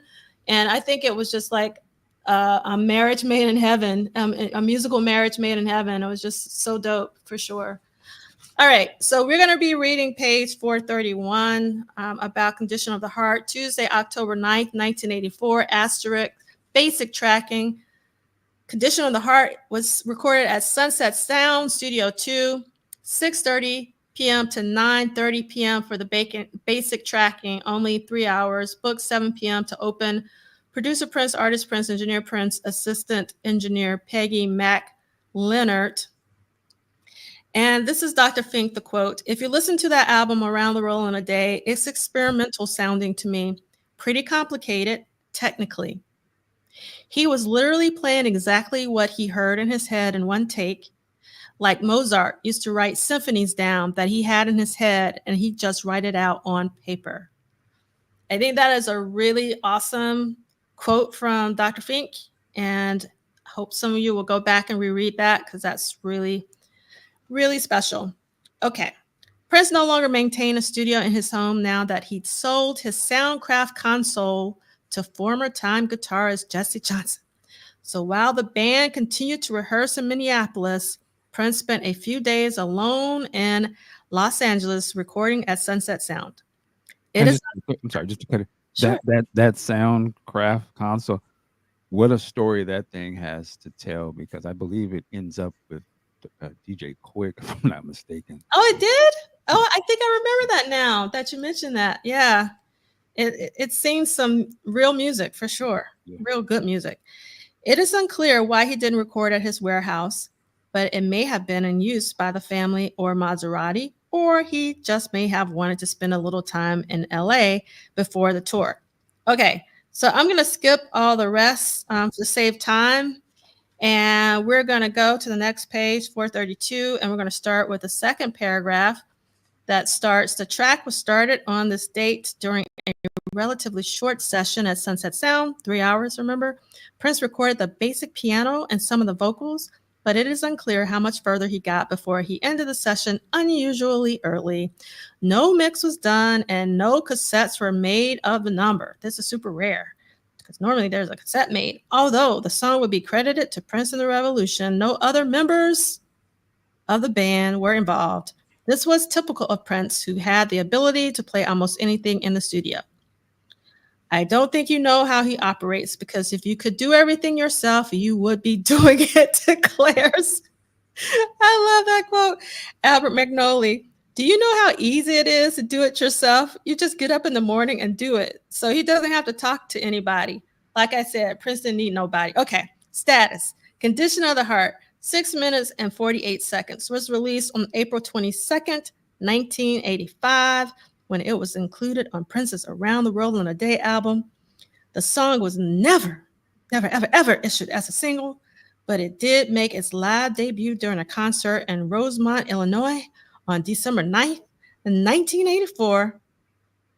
Love that. I wish I could have been in that audience. Only a part of the song was played, and it was never a regular feature on the Purple Rain tour. And I'm going to go ahead and read this next bit because it's also about Condition of the Heart since we're talking about it. For Wednesday, October 10th, 1984, and we're talking about some overdubs and mixes. This is Peggy McCreary / Leonard. I would love to listen to him on the piano, but he fancied himself a better guitar player. I think he was also great on the bass. I agree, Peggy, and the guitar, but it's too easy to just goof off on the guitar, and I always felt that he played the piano beautifully. All right, Condition of the Heart wasn't complete, and Prince continued working on it during this session. During the 11 and a half hours he spent overdubbing, because I forgot to read the times. So again, we're still at Sunset Sound, noon till 12:30 a.m. Noon till 12:30 a.m. That's how long he worked on the overdub and mixes. That's a job. That is, he was working like a job. That's what I'm talking about. So he spent overdubbing light guitar, finger cymbals, keyboards, and synth strings. Although it is possible that much of this was actually from the DX7 Yamaha keyboard, Prince began searching for an instrument that would mimic a human heartbeat. So he asked Sunset Sound staff member Stephen Shelton to find a kettle drum. According to Shelton, once the drum arrived in Studio 2, Prince recorded it very quickly. In many ways, Condition of the Heart was similar to God, which he recorded in Minneapolis in mid-August. Both tracks prominently feature Prince's vocal gymnastics and distinct piano playing with a variety of ethereal overdubs. Each of these tracks is also best heard while sitting in a darkened room, which is the way he recorded them. I love that element of detail, Duane, if you ever watched that. Love that. I was there with you. Condition of the Heart was done similar to God in the dark with one candle on the piano. Remember Susan Rogers? Most of the work on that one is done at night. I remember just being whacked out by the lyrics. I really thought it was great, and I think it really represented a vulnerability in him that he didn't get close to too often. To me, it is a similar song to The Beautiful One, but it's even once for Kim, The Beautiful Ones, but it's even better. It's one of his masterpieces. I wholeheartedly agree, Susan Rogers.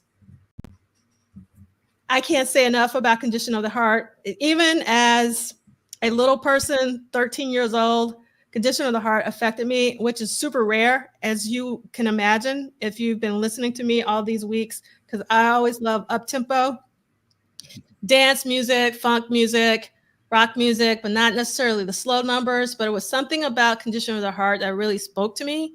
And I even took time to listen to the lyrics because I usually don't even like listening to the particularly back then. I didn't listen to any lyrics, just the way that he would sing certain lyrics. But that song really resonated with me on so many different levels. So what about you, C. Liegh and Michael D. Condition of the Heart? This is the dumbest damn statement to make about Condition of the Heart ever, because everything inside I echo. I loved it. Loved it the first time I heard it on the album. But this song started me paying attention to something that I'm probably sure I'm the only idiot in the world that's ever paid attention to this, and it has to do with a lyric. So he talks about Clara Bow.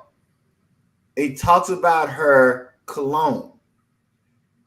In Cool, Morris talks about wearing perfume.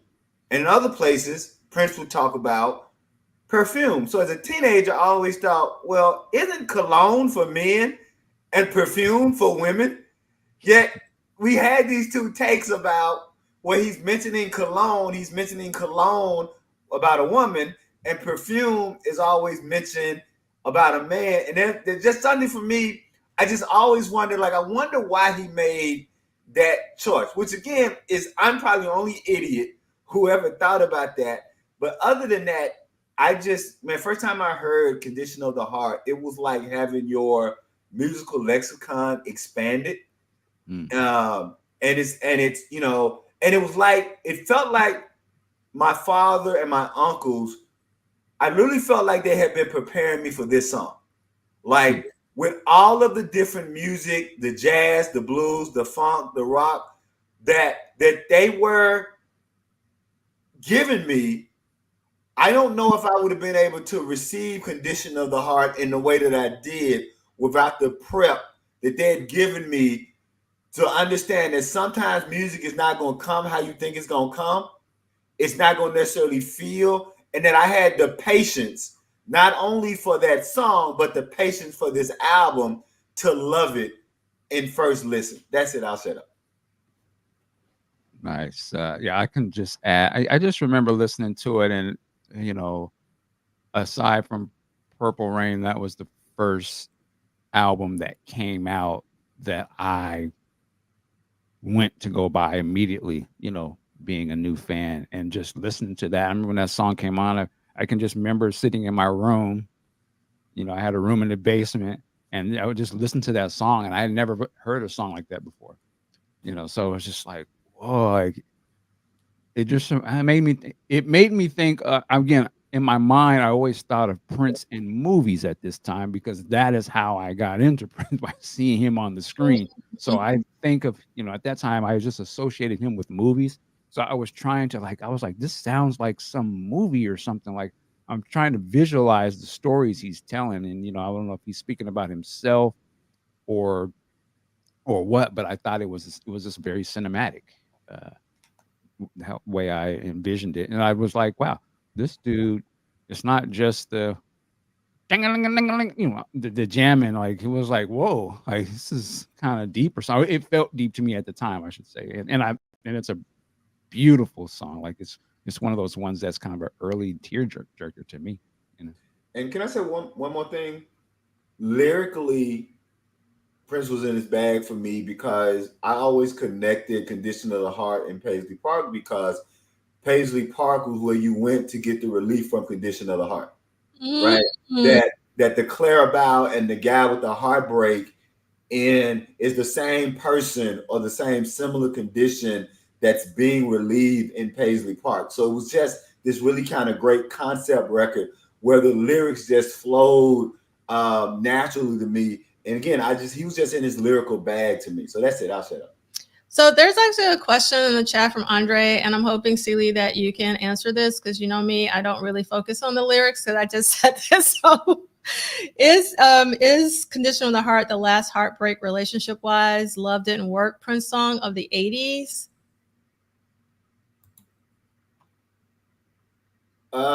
It depends on how you think of Do You Lie. Do you think that Do You Lie is a heartbreak song? And then you also have Strange Relationship. So I would say that Strange Relationship and Do You Lie, like I said, Do You Lie is a toss-up. But I would definitely think that Strange Relationship is essentially, if it's not a breakup song, it's definitely a song about a relationship where there's not much pleasure, right? If you think about the relationship, and I hate to throw around the word toxic, especially with so many things that's going on. But if I had to think of a song that was about a toxic relationship, I guess me well, I don't like winter, but I seem to get a kick out of treating you cold. I mean, it's one of those, what's the other line that said, I didn't like the way you were, so I had to make you mine. It's one, and maybe if you've been in, depending on how many relationships you've been in and the times you've been in relationships, if you've ever been in a relationship where you like the person, y'all just don't fucking get along, right? For whatever reason, there seems to be more drama in the damn relationship and you keep wondering why the hell is there so much damn drama? We kick it's cool, but we always damn arguing, right? I want to be careful, use my words, arguing and not fighting, because when you say fighting, people initially go to the physical. But so I think that Do You Lie and Strange Relationship would be at that end. And I think I know in my book when I talk about that Andre makes that text, because I talk about Prince. What's great about it is by the time you get to Forever in My Life, Prince has kind of turned an emotional corner. And so that now relationships that began in the physical, in the early songs, right? If you go back to I Feel For You, what does Prince say? Baby, I can't lie, it's a physical thing, right? Well, the thing with If I Was Your Girlfriend is, If I Was Your Girlfriend is not a breakup song. If I Was Your Girlfriend is him saying, we can make this relationship work if we get our minds right. And I'm glad Brother Turnbull brought up If I Was Your Girlfriend, because I was always disappointed that TLC didn't change the lyrics. And I always wondered, did they not change the lyrics because they didn't understand the song, or they weren't bold enough to sing it the way it should have been sung? That If I Was Your Girlfriend is Prince saying that what's wrong with most relationships, now I understand he's talking from a heterosexual normative space, that Prince is saying that what's wrong with most relationships is that we are taught to communicate as genders and not as spirits. And so that we go into relationships that as long as your boy is your best friend and your woman is not your best friend, or as long as Prof Duff is going into a relationship with her girlfriend as her best friend and not her husband as her best friend. And so many times we go into relationships and we don't communicate with the person of the other gender with the same way we communicate with our homeboy and our homegirl. That's what If I Was Your Girlfriend is about. Is about, can we remove this barrier, right? Can we remove this barrier of, you're a female, so I got to talk to you a certain way as a female, as opposed to, I want my heart to talk to your heart. I want my spirit to talk to your spirit. And I think that that's why. So If I Was Your Girlfriend is not a breakup song. It's really probably one of Prince's most philosophical songs about why relationships don't work, because we are constantly engaging in the physical as engaging from a spiritual or metaphysical space. I'll shut up. So I love this comment from Andre. Andre says in the early songs he was getting dogged out and or chasing after his lovers. Once that stardom hit, that ish was over. I think that's part of it. I think also what you can plot is a natural growth in Prince as a songwriter, because a natural growth of Prince as a human being. Right? I think that he beginning pleasure being found in the physical. And by the time you get to Forever in My Life, Forever in My Life, which is really interesting that he combines it with It in the live show, because Forever in My Life is the most passionate non-sexual song Prince has ever written. Right? Adore is clearly a sexual song. And I'm not saying sexual as a bad way. I'm just saying that Forever in My Life is about, and again, I don't want to say that physical is impure, but Forever in My Life is a completely emotive, spiritual, psychological song, right? And then, of course, he combines it with It, because It is about, we're going to consummate this love, by the way, which is why I think it's a great combination. But I think that there's a also, because Prince's early sex songs, not all of them are about sex. And that's the argument I make in my chapter on sex. Little Red Corvette is about male neurosis. Little Red Corvette is about men not knowing if we want to sex women or save them. Because 2/3 of Little Red Corvette is this man trying to tell this woman, slow down, sister, you out there too fast, you moving too fast. But then what happens at the end of the song? Does he want her to slow down so he can be the driver? So I think a lot of times people miss the fact that when Prince is writing about sex, so let's take the reverse. Prince is doing the reverse. Everybody else is using metaphors for sex, right? The greatest metaphor writer for sex is Chuck Berry, right? So Maybelline is about a car, but we know that the car is about sex and freedom, right? Prince becomes the first person to make sex the metaphor to study human neurosis. And so as he begins to grow as a writer, then he begins to no longer need that sex metaphor. So by the time we get to Forever in My Life, and by the time we get to Love Sexy, and by the time we get to Diamonds and Pearls, Prince is now just writing about the pure concept of love from a spiritual sense, and he doesn't need the sex metaphor to discuss the neuroses of the things that because for Prince, sex isn't just for pleasure. It's for escapism. It's for power. Think about Lady Cab Driver. Lady Cab Driver is a doctoral thesis on the way in which people use sex for escapism and power. That's all Lady Cab Driver is about, is how we use or misuse or use sex in various difficult different ways. And people miss that because nobody wants to think that deeply about a pop song, right? If you know, and we miss the meanings in pop. If someone's not screaming their meaning at you, no one wants to be nuanced. But I defy anyone to go actually read the lyrics. He tells you in the very beginning, I'm running from discontentment. I'm running from heart. Everything I'm doing is reaction to the fact that I'm feeling, and I'm in this naturalistic existential world, and sex is a way that I can escape or control what I'm doing. And he grew out of that, and is growing out of that. You see his human growth and his human art that I think people miss because they don't explore Prince's songs in that way. I'll shut up. All right. Love it. Okay, so I just wanted to mention that on Friday, October 12th, Sheila E. is still in Newcastle, England, and D68A has this on their channel. Thank you so much, D68, and it's in the accompanying playlist. And yes, where is the collection plate? Amen. Yes, amen. And I also want you, Celie or Michael, whomever this connects with, Chris Bournet put an interesting thought in the comments. Just listen to the Pointed Sisters, which is my favorite version of I Feel For You. The Feel For You cover is the Pointed Sisters. I love that version personally. Over Chaka's, that's my personal preference. I know you have your own. And Rebe Jackson's versions of I Feel For You at the suggestion of a friend. I wonder why that song appealed so much to female artists. Oh, the one word answer is because it emotes vulnerability.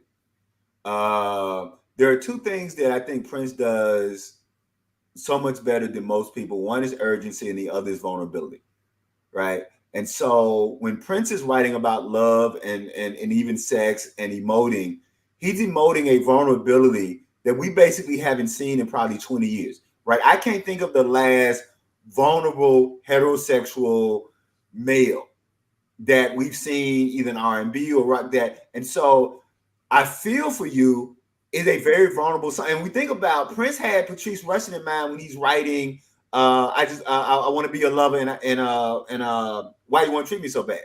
So Patrice Rushen is kind of the muse for those two songs. And I don't have any documentation that I Feel For You is also, she's also the muse. But if she's the muse for those two songs, it can't be that far away from what I Feel For You. And so what women are tapping into is the vulnerability, the notion that I'm going to let down my guard. And I just want to say quickly, there's a poem called Nudity.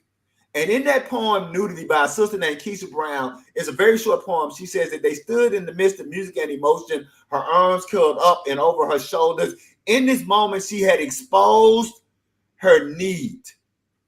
But he only wondered why she had just removed her shoes. What's great about that poem is homegirl in this poem is being completely open and vulnerable to this dude, giving herself to him, but he couldn't recognize it because she wasn't naked. That's why I Feel For You resonates with women in such a way, because women are often on a level of intimacy and vulnerability. Unfortunately, most men, not all men, most men can only think of intimacy in having sex. Like when you say intimate to most men, it's just about sex. And I Feel For You is an intimacy and a vulnerability that most men don't tap into, which is why so many women love it. I'll share. All right. So since you're in the big pain, I'm going to make you read. So get your magnifying glass out if you need it. And we're going to go to page 433, and it's Thursday, October 11th for Paisley Park Mix. Paisley Park Mix, condition of hard possible mix, sound studio. Studio 3, noon until 2:15 a.m. Book locked out. Producer Prince, artist Prince. Hold on. You read that a little too fast. Reread noon to 2:15 a.m. He have nowhere to go and nowhere to be. Booked lockout. Right? That means ain't nobody getting in this studio for a while. That's what lockout means, right? They all sign up. Producer Prince, artist Prince, engineer Prince, assistant engineers Peggy Mac, Leonard, and David Leonard. This is a Prince quote. I've been recording almost every day of my life, working on a vast number of styles, end quote. By the time Prince was very specific about the time he was seeking, well, the sound he was seeking for his post Purple Rain career. That's important. He's already seeking his post Purple Rain career in the middle of getting ready to go on the Purple Rain tour, right? That gives Brother Turnbull's analogy of working in two timelines at the same time. Thank you, Brother Turnbull, for that. And Paisley Park was given another mix, which likely expanded the prominence of the work of the women around him. Quote, sometimes it would be Wendy and Lisa, or it would have Susanna and Wendy sing together to create a sound, explained Bobby Z. He continues, you can hear the way the separation is. He liked to keep them pretty clear, not double them or anything. So you can hear Wendy and Lisa over there, and then there's Susanna mixed in there. If there was anything, it's his music and their singing, end quote. It is possible that another mix was done for Condition of the Heart as well. As the fall went on, Prince spent more time working on the next phase of his career. Because of the newly expanded fan base and its anticipation, the Purple Rain tour would be his biggest, its size and scope dwarfing almost anything else on the road that year. As the final two rehearsals were taking place, Prince found himself surrounded by a small army of people, and both his status and career path were changing. Let's go to the next paragraph. Okay, Prince pushed himself? Yep. Prince pushed himself hard. He was racing against the clock before the tour began, but he was also filled with the energy of youth focused on creating as much new music as possible, refusing to fall into the stereotypical role of the rock star who needed to get away from the pressure. Quote, I never saw him do anything, says David Z. I mean, maybe a glass of wine or a drink, but that's it. I never saw him take a drug, ever. His eyes were always clear. If you worked for Prince, and you had to be on point, dressed and ready to go at all times, and you couldn't be drunk, end quote. That's a great quote. Susan Rogers also recalled that Prince refused to do anything that would dull his edge. Quote, he didn't get into drugs. He didn't get into scandalous lifestyles. He was smart enough to know, I'm going to do my work, and I'm going to approach this as work. And that's working like a job, Brother Dean. And that's what he did, like a great filmmaker or a great painter would do. He created his art, works that would survive him, end quote. This was Prince's last session at Studio Sound in 1984. He returned to Minneapolis to continue working with the Revolution for the final rehearsals of the tour. All right. Does anybody have anything they want to say about any of that, or we want to keep it moving? Keep it moving. All right, Michael Dean. So if you don't mind reading page 434 and just read Friday and Saturday because it's super short. All right. Rehearsal. Venue, Minneapolis. Auditorium, Minneapolis, Minnesota. 10 a.m., 10 p.m. Quote from Roy Bennett. We spent more time in rehearsal than we had ever done before. It was almost like we did a tour of Minneapolis because we kept changing venues once a week or once a week and a half. After today, everything was moved to the St. Paul Civic Center. 3 different venues would be used for dress rehearsals this month, Minneapolis Auditorium being the third. As every part of the show was tested over and over, including verifying that breaking down the elaborate stage, loading up and moving the trucks, and setting everything back up went smoothly. There was a lot to do with loading it in and loading it out, explains Roy Bennett, who was once again designing the stage and lights. It was a very complex show. It was the first super theatrical show that we had done, so it just took time to put together. I think he was overwhelmed a bit just because of the magnitude of what this thing was. There was pressure on him, and we delivered. Saturday, October 13th, 1984, rehearsal. This time, venue was St. Paul Civic Center, St. Paul, Minnesota, from 10 a.m. to 10 a.m. to 10 p.m. All right. So one thing that I loved about this passage is just showing how, and this is something I try to explain to my students, is that you need to rehearse. You just don't show up and start doing stuff. You actually need to take the time to rehearse. And what's crazy is that they rehearse at 3 different venues in Minneapolis, and obviously someone would need to do some research on this. Like, I wonder what were the differences between the three venues, and if he was testing certain things, like, or, I don't know. There's a lot of different variables, I'm sure, that was different across the three different venues. And maybe he was testing some things versus another. But I think this is a really important passage for people to know that it took work to put these tours together. There were a lot of moving parts. There were a lot of people. There was a lot of equipment. And there was a lot of pressure that Roy Bennett, talked about, because this was really pretty major, preparing the tour. All right. Anything else?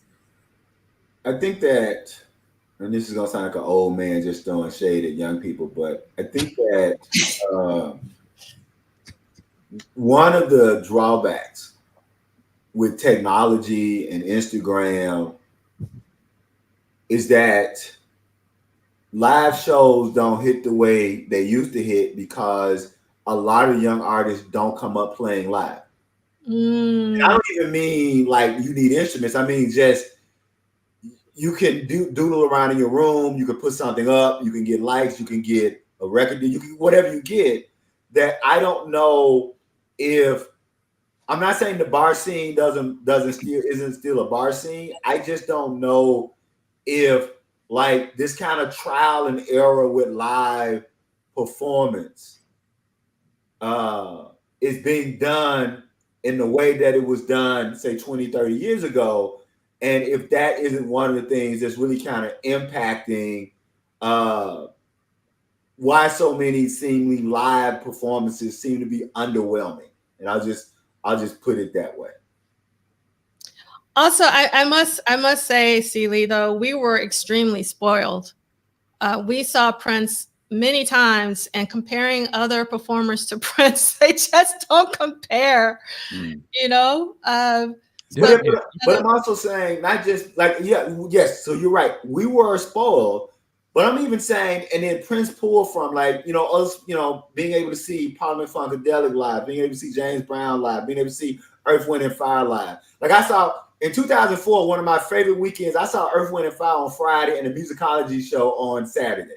Like that was my weekend, and to see outside, so we come from all these different types of. I saw BB King live. I saw Buddy Guy live, and when I see young people today, I'm not saying they look awkward on stage. They just don't look as comfortable and as exuding as people 20 years ago. And it may just be a different performance style. Kind of like what was my man Rebel Without a Cause, James Dean? Yeah, like he brought a different acting style, and so people were kind of put off by his acting style because it was kind of different. And Marlon Brando brought a kind of act. So I don't know if it's they're bringing a different performance style, or if their performance style is just lacking because of a lack of working in A&R. I just know that there seems to be something missing in the performances, and I wonder if it's because people are not out performing every night as the way people may have been 20, 30 years ago. And I'm really asking, I'm not saying, I'm really just asking more than saying. I would tell you this, as having my oldest daughter, 21 now, she has started going to concerts and she is having the time of her life. Now, these aren't groups that I would go to or even listen to, but when I see the way she talks about it and the way she describes being at the show, and she's meeting all these new people, and she's going, and this is my coming from a home of soul, funk, hip hop, what I'm saying, all of that. She was born as a baby. She was going to. And still in the womb, we were going to Erykah Badu's concerts, and so she was feeling beats through the stomach. But she's going to see these cats. And I don't even know the names of these dudes. I know it's some young black guy, but the place is sold out. Kids are literally sweating and just moshing. I was like, they got black dudes doing moshes, but apparently they moshing, and you know, she showed me the videos of some of these other shows, and they're like, they look like Michael Jackson events or something. It's just like people are falling out and I'm like, what? I never heard of these people. So I don't know if it's maybe we're just not in touch with what's going on. You know, as probably my parents were certainly not in touch with the print shows I was seeing back then. So I think music is still doing what it does. It's just we might be from a different time. And because of social media, that there are so many more artists and so many more niches that can be that they weren't available to us. I think now there's such a more freedom to be into other types of music. Like I said, my daughter really, you know, she's into this stuff now, but before she was purely was it the Korean pop? What do they call that? K-pop. K-pop. She was on that like they were Prince. Mm. You know, Oh, I'm sorry. I didn't know that what special K-pop edition. meant. Thank y'all for telling me that. I Yeah, had no idea she- that K-pop was Korean pop. All right, go all ahead. of that stuff, you know, coming from where she came from, I was like, you like this? And yeah, you know. So to me personally, I think young people, they got their own thing, man. Just as we had our own thing, you know what I'm saying? I think it's just easier to be disconnected from it now because we're not all watching the same programs. There's Mhm. just so much more to see. And my point is to say she's into all types of music. You know, she's into the J-pop, but then we'll sit in the car and she wants to play Chief Keef. And I'm like, you gotta be joking. But she know word for word. I can't even say the lyrics, but I said I understand. I was in the easy and all that, so I get it, you know. So, but anyway, so yeah, man, I think music is actually better than ever. But I can understand why you would say what you say. Okay. So I don't know much about K-pop. So Laura, can you just confirm? I think what I'm hearing is that you're saying that even Teddy Riley is producing some of the K-pop groups. Is that true? I think I heard that. Yeah. Oh, okay. Mhm. Awesome. Because I wasn't aware of that. Well, even you know, our good friend Scotty Baldwin, you know, the artist that he was going out with overseas, huge, you know, super huge artist.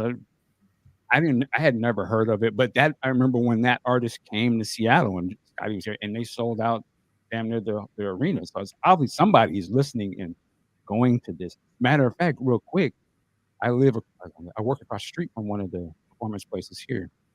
Like Andre 3000 was here last week, but there was a show yesterday.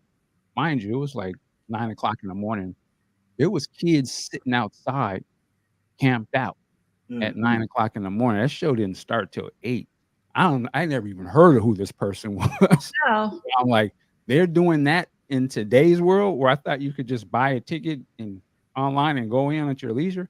They outside at 9 o'clock in the morning, so they must be doing something. I don't know who it was, but that tells me that yeah, music is still doing what it did back then. But No, that makes sense. That makes sense. I like Ricky's quote. I think is so important. Taking talent shows out of the schools as well as music programs out of the schools. Art and music programs, I think, is also. But let me just ask this question. I don't want to change it. Sure. But I start to wonder, did it really hurt? And I say that because what's the most dominant music culture the last 20 years? Hip hop. Hip hop, right? And that spawned from taking the stuff out of the schools. Right. It wasn't going to stop us. We were going to just create something new and we'll take over the world. So I don't think, in terms of what we do, in terms of culture and music, their rules and standards, that don't mean nothing to us. We'll make this however we got to make it. And we'll dominate it no matter what obstacles are put into place. So I think our persistence or perseverance blows all of those so-called roadblocks out of the way. I think if we really look at it, did them taking that out of schools stop us from creating the most influential thing in the world? No. So I will push, not necessarily push back. I'll add this, and I want to be clear that I'm going to quote Bomani Jones, but I'm not. I'm kind of taking his quote and doing my own thing with it. Bomani Jones talked about how Black music would always change: blues, jazz, soul, rock. Right? Says that with the rise of sampling and taking instruments out, music got easier to make And because it got easier to make, there's nothing to come along to be the next new sound. I disagree. That for hip hop has been this kind of sound, and that's unprecedented. And probably the reason hip hop has been this sound for so long is because taking music out of the schools and taking music theory out of the schools, the innovation to create something new hasn't happened. And I disagree. And we created something new. Yeah, we're not defined by European musical instrument standards. Yeah, but what I'm saying is hip hop hasn't really like when you talk about song structure and song movement, those things have kind of become more minimal than expanding and expounding. There's no necessarily new sound because the people who make the sounds, produce the sounds, don't actually make the music. They're just getting sounds made from somebody else. Today's sounds that you don't listen to are the new sounds. Spawned from the lineage that you just described, right? The sounds that are the drills and the other sounds, there's a ton of different genres. They are spawned all from hip hop and all that.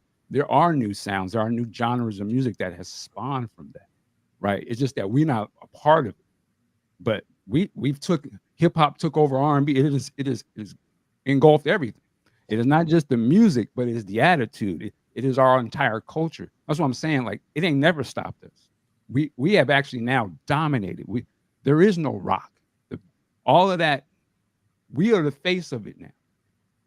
Which, you know what I'm saying? Like, that's the real deal. Like, it never stopped us from doing it. Yeah, We've actually taken over music and we reshaped it. We're always going to come up with something new. And you can hear the traces of it in everything across the world. Can I jump in? So I understand your point, Michael, and you're absolutely right. I'm not negating anything that you're saying, but bringing it back to Prince, definitely during the musicology tour, he had this phrase, real music by real musicians. And I always interpreted that as real musicians were musicians who could actually play an instrument. And and so I remember my first time going out to LA. I went to LA for my 40th birthday. I had never been to LA, and I was visiting my best friend who has now since passed. And we went to the show that had like Flying Lotus, Teebs, all these guys. And I was really into this, the LA scene of, making beats and all of that. And I remember we left that show and my friend, and we had gone to see a lot of Fishbone shows together. I met him at a Prince show, and he was like, I don't get this push button stuff. Cause like they were all pushing buttons. He was like, I just don't get push button music.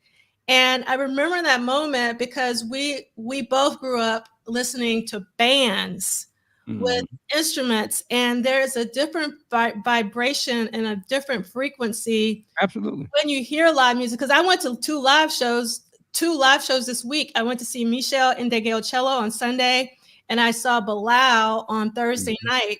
And I was going to talk about Bilal when we got to that section. Bilal has a new album out right now, and I have seen Bilal probably 40 plus times in my lifetime. I've seen him since he started touring. He's been touring for over 20 years. And sometimes I go like back to back, and it's just something. And he always has like a full band, and that band has changed over the years. Like when he was backed by a major label, he had the background singers, and like his band has been a little bit more stripped down recently.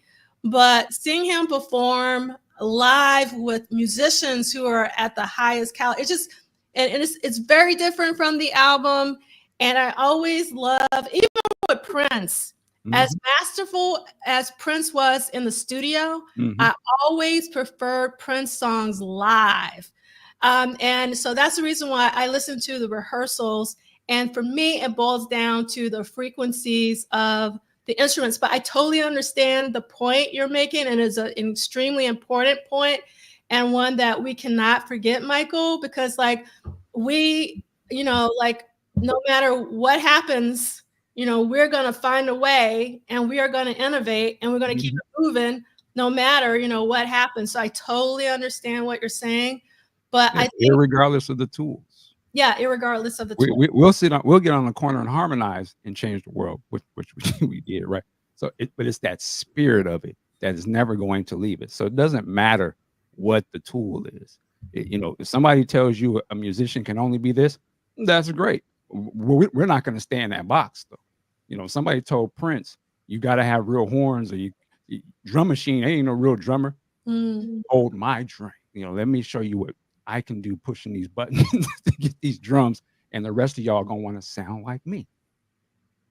So really, this is, to me, this is all of what Prince and them did. You went from the Stevies, all of the bands, but then you went from the one guy who could be the everything. The one guy who had the technology that I couldn't afford to have a horn player. I'll play these keyboards and make these synth lines. I'm sure some musicians was like, how dare you play these? That's not real horns. It doesn't have the feel of the classics, Miles and all these. It's just a machine. But Prince said, I'm gonna put my soul in this and make it sound, and I'm gonna change the world. And then his sound became the dominant sound in music, right? And it just continues to shift. But it wasn't the sound that made him. The spirit of what he was doing is what we listen, in my opinion, why we listen to Prince. So no matter if Prince is playing a bass version or a band version, or he playing it all on keyboards and drum machines, them songs is bomb. He's not defined by the standards or the definitions of what it is. Prince wouldn't even be around if he was relegated to only could be like when they first tried to get you got to have them produce your shit. Yeah. No, I don't. My shit is bomb. I'm gonna do it my way. I'm gonna stay in the studio all day and do it. He works an entirely different way than what the standard of the rules said, and he became what he is because he doesn't do what they do. He wasn't defined by what a musician was supposed to be. To me, it's no different now. When you go to these concerts and you see these people having a great time, they're not caring about how it was created. Does it touch their soul? That's what music is about, in my opinion. So I understand. Let me ask you one question. Let me ask you one question, Brother Dean. Yeah. What if I'm the person Mm-hmm. that because I was raised on Kraft macaroni and cheese, I can't taste or enjoy homemade macaroni and cheese? Or I love peach soda, but can't stand peaches. Okay. You see the point I'm making? No. That the young people who love what they love, Mm-hmm. is music really doing what it's always doing? Or are they just loving Kraft macaroni and cheese because they don't really know what real macaroni and cheese tastes like? Okay, I do what you're saying. This reminds me when I got into Prince initially and Purple Rain came out. My uncle, who was heavy from the older R&B funk, he thought Prince was corny. Like he thought it was watered down. He's like, "Why are you watching this nigga? This is what that nigga just doing James Brown." Right. And I'm like, I didn't know much about James Brown at the time, but I was like, but this is. I was like, yeah, but this is. I mean, I was into it, and I saw how he kind of cast it aside. My dad was kind of like that too about Prince, but it wasn't until Sign of the Times where he was like, yeah, he actually is good. Like he all right. This is some real stuff. This ain't that little funny stuff he was doing. So I think every generation sort of does. I think that's the part of musicology or history is to when you start to learn where all this stuff sort of comes from. As a music person, why it can be great if you fall into that. But at the same point, I don't think it takes anything away from whatever music is that hot. When Chuck Berry and them came out, that wasn't like anything they had ever heard. And I was like, whoa, what is this? And they were calling this nigger music or whatever. They were trying to say that wasn't real music. But obviously, again, what happened? It changed the world. Because if they was being held to those same things, those cats would have never been able to come out. They would have. I don't know. I just look at it the same way, man. I hear what you're saying. I would just only add to that. I don't think it was black people that weren't saying it wasn't real music. Like I think there's a difference. I think that you may have, like I said, when you talk about the Eurocentric, there were white people who may have been saying that. But I don't think that when you talk about the development of the blues and the blues coming from field hollers and shouts, right? Mm-hmm. So blues come from field hollers and shouts, and then the field hollers and shouts go back into Africa. I don't think it was necessarily black people saying that it wasn't real music. It was those other people saying, right. And I feel like some of us are doing what those other people used to do back then. or the same way we were saying, I love Jodeci. Some people, that ain't real R&B. Well, that music now is the older music of today. So the Teddies, the Bobbies, and all that. That's how I used to see the Temptations and all that. That's how they see that today. But that music is is even more important. It was the music of how we grew up. It may have been looked at as, oh, that ain't the real. They don't sing like Marvin's, and I get that. But this is a different time. It's a different vibration, as you brought up earlier. And the vibrations of today are entirely different than the vibrations of when Princeton was popping. And these kids don't identify with that vibration today because it's a different culture. It's a different time. We're more aggressive. It's a little more bleak, and they're trying to survive in a world where all this, but at the same point, us visually are not shifted to the back now. We are at the front of this. You know, when I was growing up, the awards and the TV show was all about the rock groups. We was just kind of thrown in there sometimes because they had to put it in there because they kind of felt guilty. But now they fell in love with it. And they done pushed all those other groups out. And now we are the dominant thing. So that's one of the things that's kind of different. Where before there was a fight to be seen as legitimate. Oh, Prince isn't on those lists or such and such. Well, now they want to be on our list. We are the dominant thing. Those things they're not even at the top of mind of pop culture. And technology has shifted what music is and how we, take music in, because there's so many other choices today that it's probably not going to be the most dominant thing that the kid's going to think about, because there's thousands of things that they can get their attentions to. So I don't know if music will ever be the same as it was from when we grew up, right? Because we didn't have as many choices. But I am playing here. I'm going to listen to what y'all got to say. You're on mute. You're muted.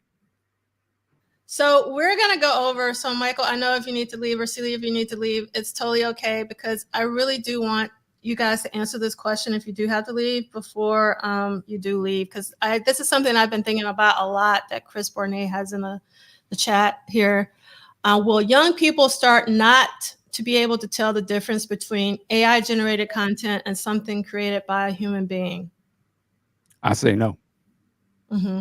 And I say there would be I'm sorry, Ross, I make this real quick.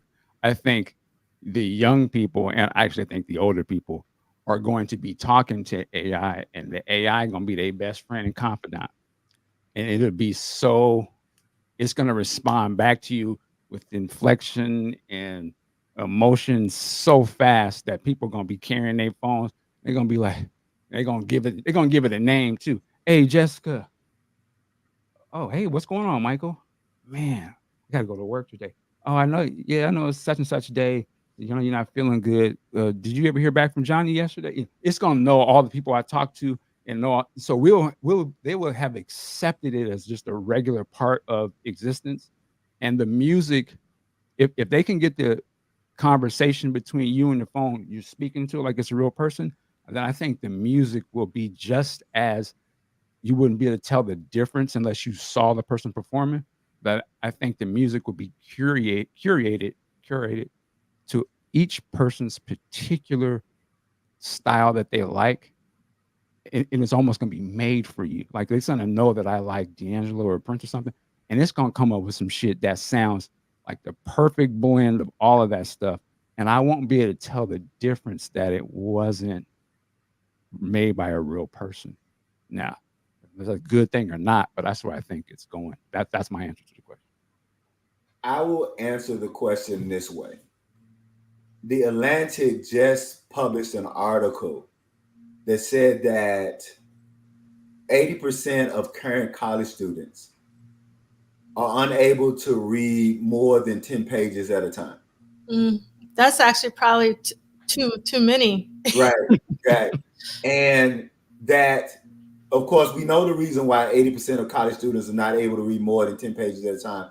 So my response to that is, I don't know if they'll be able to tell the difference. I do think though that the use of AI, and again, this is just me, the use of AI and sampling and looping, I think has lessened critical and creative impulses in a way that I think that there will be some kind of critical or creative impact. I don't know what it will be, but I just think that we live in I think that we live in 2024 in a culture where people are less critical. And I mean critical, I mean analytical, are less analytical than they were 25 years ago. And I wonder how much of that has to do with technology making everything easier, including producing music. Mm-hmm. So that's why I'll land the plane to use Brother D. That's why I'll land the plane and be open to the fact. I do want to be clear that I do want to say just because I don't dig it, don't mean I'm saying it's not diggable. Does that make sense? So I have accepted that I just don't. I stopped with music in 1988. Like anything after 1988 was suspect to me. So I understand that I'm subjective in that. My concern is, or I'll just say again, ending that I wonder how much of this is going to impact ultimately our creative and critical aptitude. I'll say.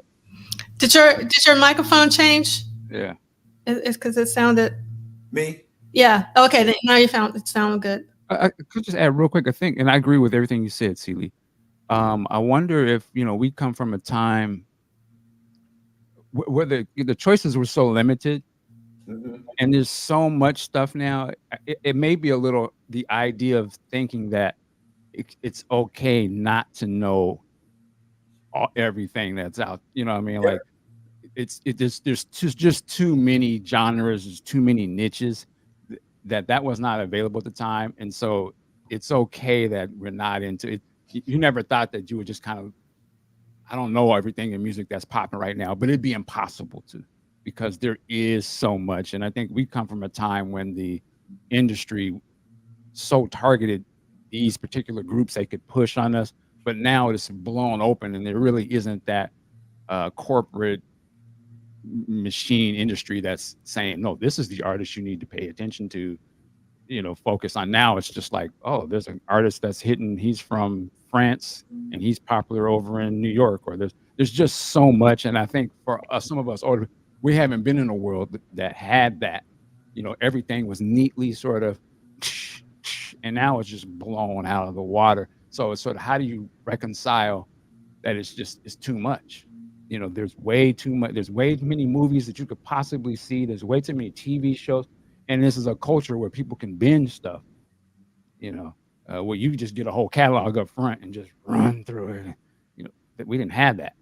So that makes the mind think totally different when there is just so much going on. I don't think today, if I'm not into that genre, I don't care about it.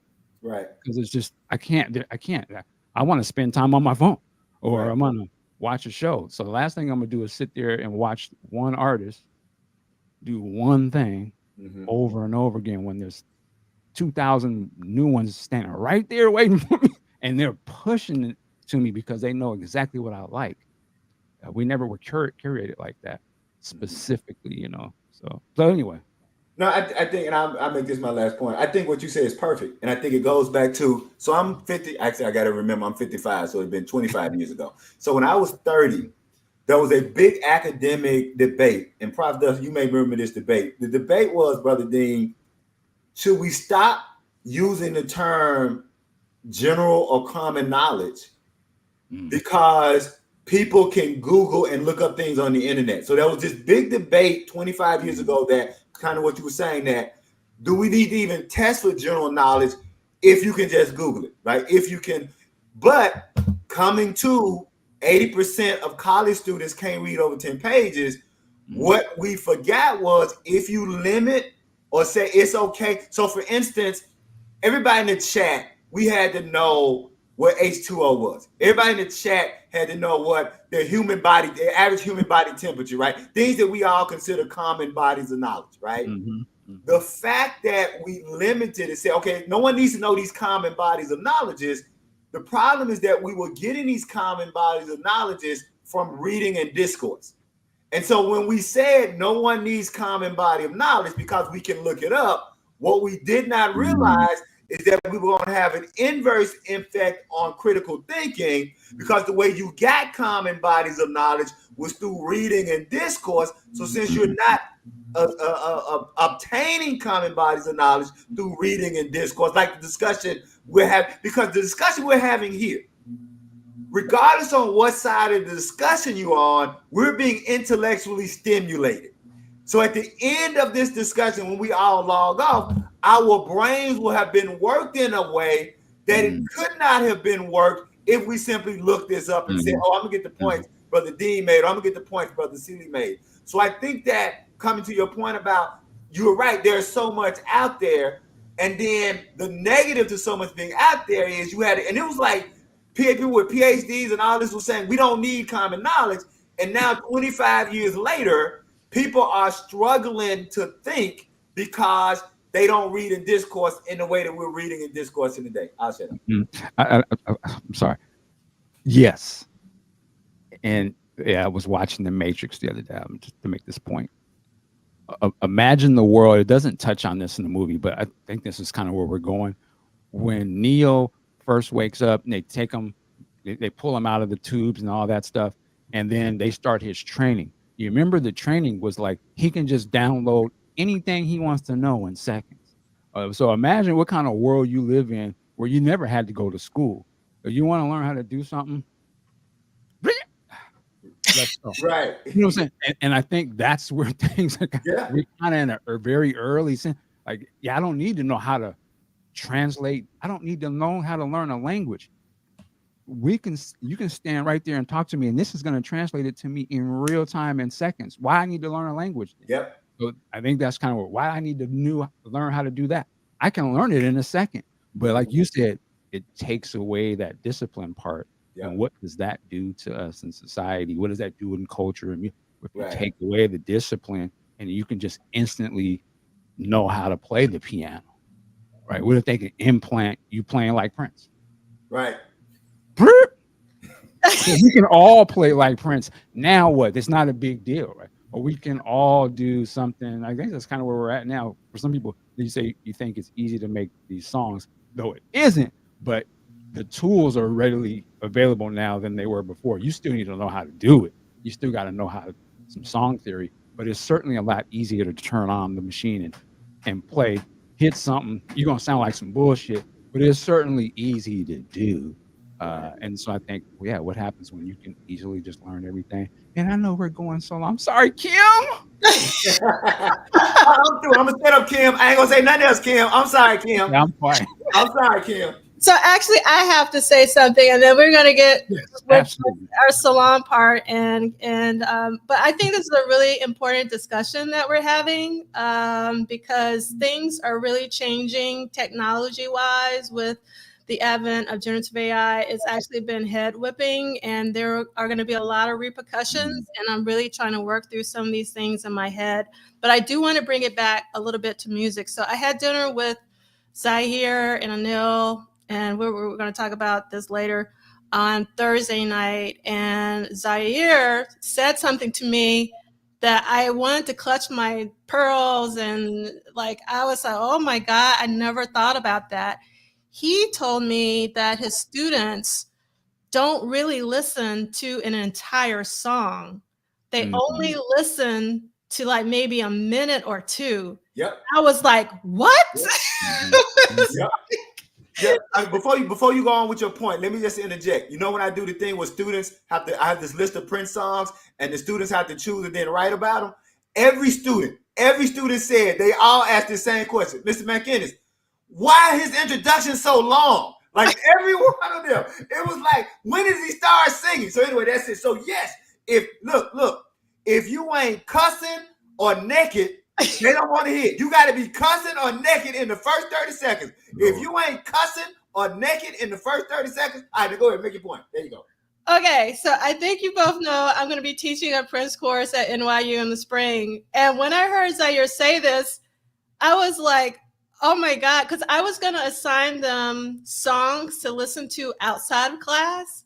But now I was like, oh, I actually need to play some of these songs in class because they're not going to listen to the whole thing outside of class. Wow. Like I hadn't counted on that. So like that was like new information. I was like, oh my God, like this is insane. Like what are we going to do? Like, because like, especially with, I've been listening to a lot of Ohio players lately and also P-Funk. Okay. And Slave, Lakeside. I've been just going like funk. You've been blackity, black. Yes. Because I'm going to be honest, because of Nelson George has been putting up all of those videos from the funk documentary. And I just listened to like the Burning Royale one. And Now Rogers. I watched the Nile Rodgers one. I watched the Steve Arrington one from, Slave, which, I'm a huge Slave fan because my uncle and my uncles made me listen to a lot of funk. So I've been listening to a lot of funk this past week, like nonstop. And I was just like, oh my God, this music is so good. It's so good. And like, I feel like, I don't know if I think of I have these two cousins, they're teenagers. One is about to go into like their 20s.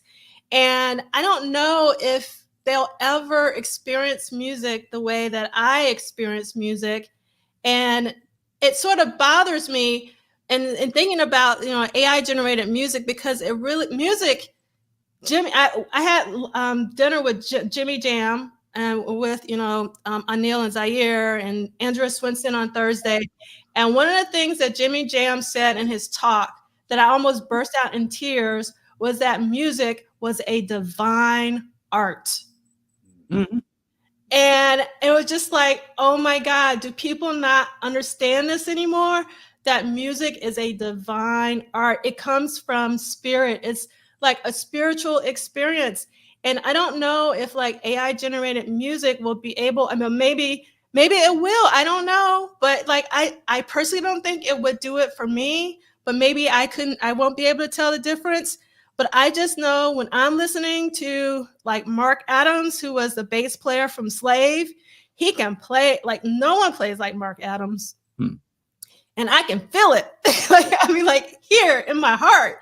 And it means so much to me. And I just go like, I just feel sad. I feel sad that, that I don't know, that like it again, it goes back to live music, just feeling the vibration in your body, of certain instruments and the different frequencies.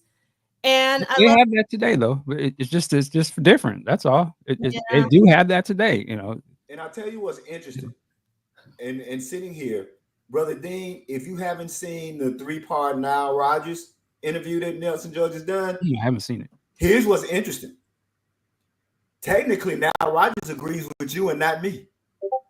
I'm not surprised because he not bigging myself up. I'm just saying, see why a musician guy like that probably is like, I'm open to whatever. But because he talks about producers creating music theory because they didn't know music theory. So he talks about talking to the Bomb Squad. He talks about this being with the Bomb, and he says that, well, I'm doing this, that, and that. And the Bomb Squad looked at him like, no, we didn't have any other way to do it but this way. Right. So while I still hold my position, what's interesting is that a great musical genius like Nile Rodgers agrees more with you, Brother Dean, than he does. So if you get a chance to watch those 3 parts, particularly part when he talks about the Bomb Squad and he talks about how hip hop producers had to kind of make up their music theory and making the fact that yes, they do have a music theory. It's just a music theory that's different from his music theory, but it's still a music theory. So, I did want to be transparent about that, because when he said that, I kind of like, damn, I wanted him to agree with me. But that's why I think these interviews are so great, because it ain't about people agreeing with you. It's about you learning and knowing more after the discussion than you did before. I'll shut up. I promise, Cam, I shut up. I'm good. I'm done. Okay, and we'll end on this. Oh, no, we got to end on this Slide. If you haven't, I'm going to put this in the company playlist. If you've never heard Slide in your lifetime by Slave, You have not lived. That's all I'm going to say. All Why right. Wasn't that sampled by something? Say it again, Michael. Was that sampled by? Was that the Coolio or somebody did that over or something? I don't know. Can somebody in the chat? But you know who covered Slide, right? No. Who? Cameo. Ah. Yeah, so Cameo's covered Slide after them. So yeah. So that's we keep saying we all got points. I think the last thing for me is that the kids of today are growing up in an entirely different world in terms of the way their brain works and how they receive things. And I think the way that we grew up, we didn't have the computer, we didn't have the internet. We had to get the encyclopedia, you had to learn things that way. And I think in today's world, they live in a world where this is an afterthought. The computer is an afterthought. The existence of the internet is an afterthought. It's not a big deal because it was there when they were born. So they're used to taking all of this stuff in. Their brain is working a little different than ours. And that on itself is going to spawn different types of stuff that our brains just not used to seeing things in that matter, whether it's good or bad. I'm just saying the same way our brains were different than our forefathers, our parents and stuff. And so it's just the way it is, everything that, at the end of the day, I guess, look at yourself in the mirror, older people, and say, all of this is happening because of us. Yes. So if we want to be mad at anybody, you'll be mad at this is the world we have created for them. So we need to deal with that and not look at it as a bleak option and like, this is the world we created. So how can we make it better for them? So we feel more comfortable passing the torch and that they are feeling empowered to do their own thing and not be shamed for what they're into. That's the last thing I'll say. And to connect Brother Dean's point to Dwayne Woodley's question, Dwayne Woodley, I will only say this about your question. Go and read the section on the Tower of Babel and read what God says to the angels once he sees that man has made a tower to heaven. And God's answer will be the answer to your question. That's it. Okay, a couple things, and then we are going to close this section of the service. Okay, so one person, Kim is saying Coolio sampled Slide. Then Pine Hill is saying Coolio covered Lakeside. So it's Lakeside. It is Lakeside. Okay. All right. So it's Lakeside. Okay. And then I want to end on this really awesome word from Vanessa. 70s funk is unmatched. 9 people or more in the band who play masterfully and can sing too. It truly was divine. Absolutely. Niles Rodgers makes that point as well. Niles Rodgers talks about the funk. Niles Rodgers said that funk is a collective, is a communal music. That's what makes funk what it was, is because funk is a communal music. So thank you for that, sister. I can see that, yeah. Yes, and Andre, just so you know, Kim did not fall asleep. She just gave up on us. She gave up. Them Negroes ain't gonna shut up. I'm out of here. Yeah, kids like, this nigga ain't pronouncing the words that they're running on. Deal with it. Okay. All right. So I'm going to try to run through this I'm just going to run through this. We don't have time for this. Okay. Music break. I want to talk about this group called Jake and Abe. I put it in the chat. They're members of Michelle Indegeocello's band. They opened for her on Sunday when I saw them at NJPAC, and it's something about their music that is it's very retro, it's very tongue-in-cheek, it's a lot of humor, but it just made me feel so good. I actually bought the vinyl that I have here, and I want to support these 2 members of Michelle's band. So check out the accompanying playlist, which is on the website for the book club, and let me put the URL. No, that's Michelle. And what? Tell me, like this one? Like the head and the up with the bottles. I thought that was Smokey for a second. No. So these are just 2 young, because we've been talking about young musicians. These are 2 young musicians, and check it out and support them if you're into live instrumentation, because they know how to play and sing. And you can tell that they are really into soul and funk and all that.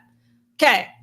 I also mentioned, and I saw Bilal, and I said I've seen Bilal a gazillion. I've seen Bilal more than I've seen Prince. I've seen Bilal a lot, because sometimes if he does 2 shows in a row, I'll stay for both shows and blah blah blah.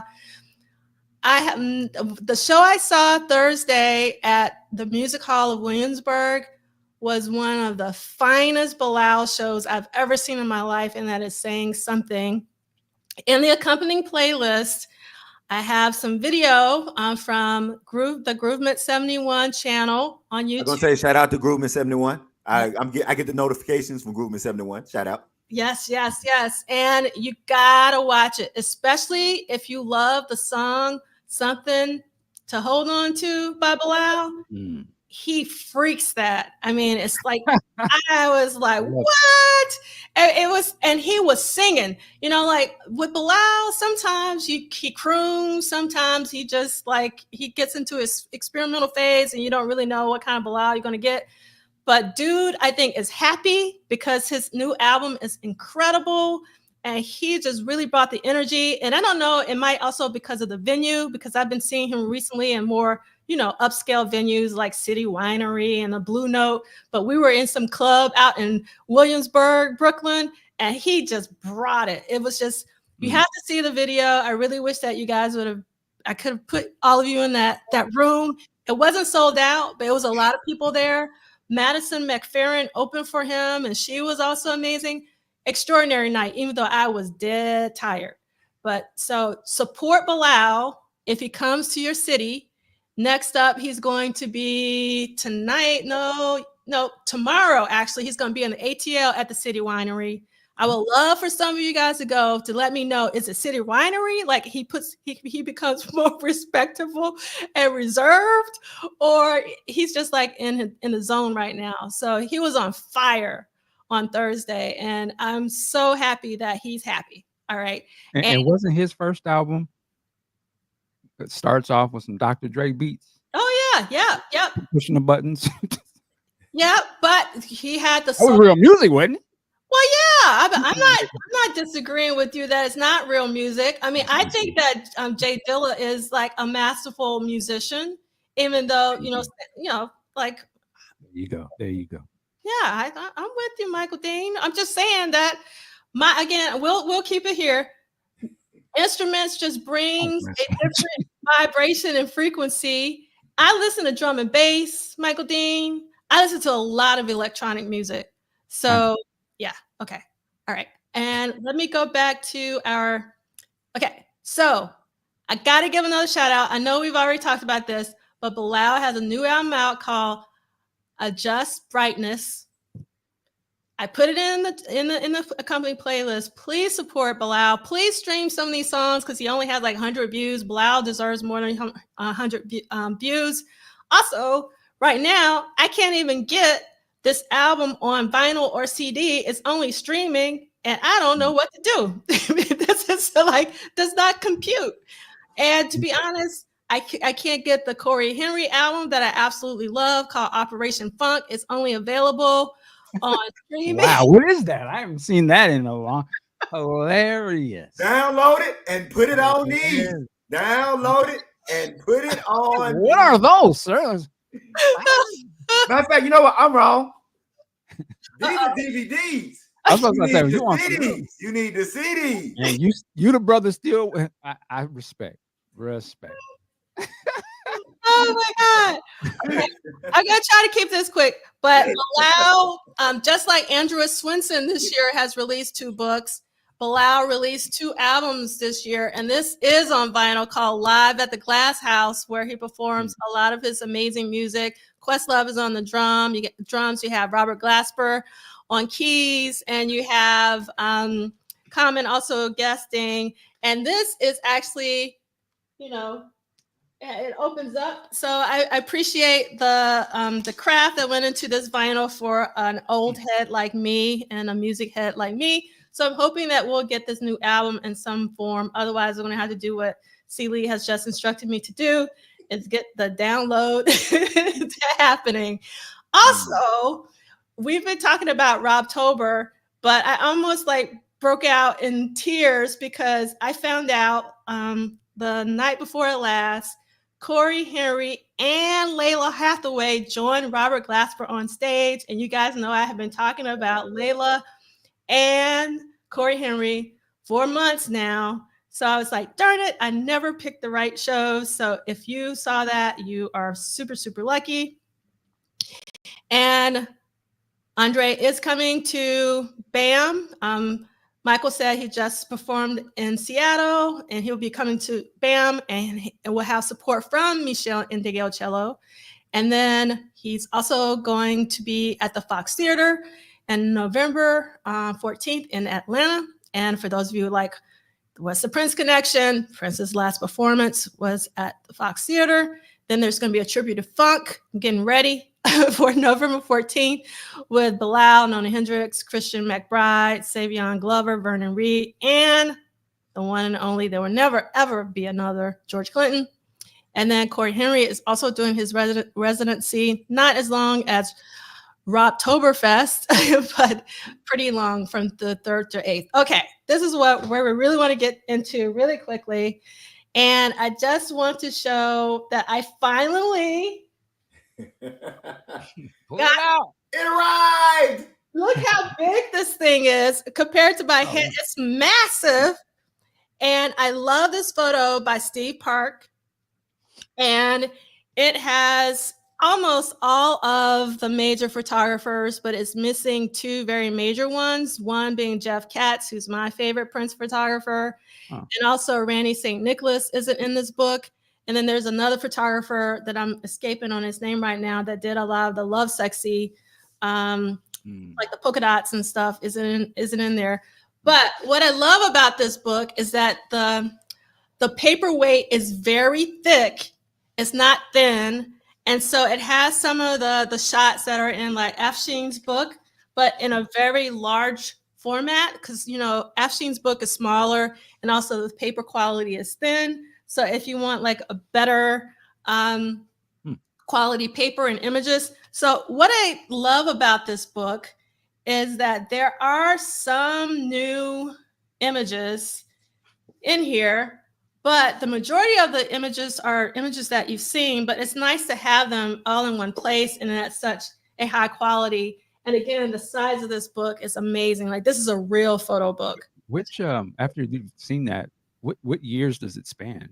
You know? Oh, it starts off with like the Robert Whitman, which is, he's a local, you've seen the Robert Whitman. Oh, okay. Like, so they start off with the 78, and then there are also some all the way up until I think 2014. Like it really goes to spectrum. There are some images, I mean, not images. It starts off with Stacia Lang, which I don't understand because it's supposed to be like a photo book, but it's nice to have it in here. Yeah.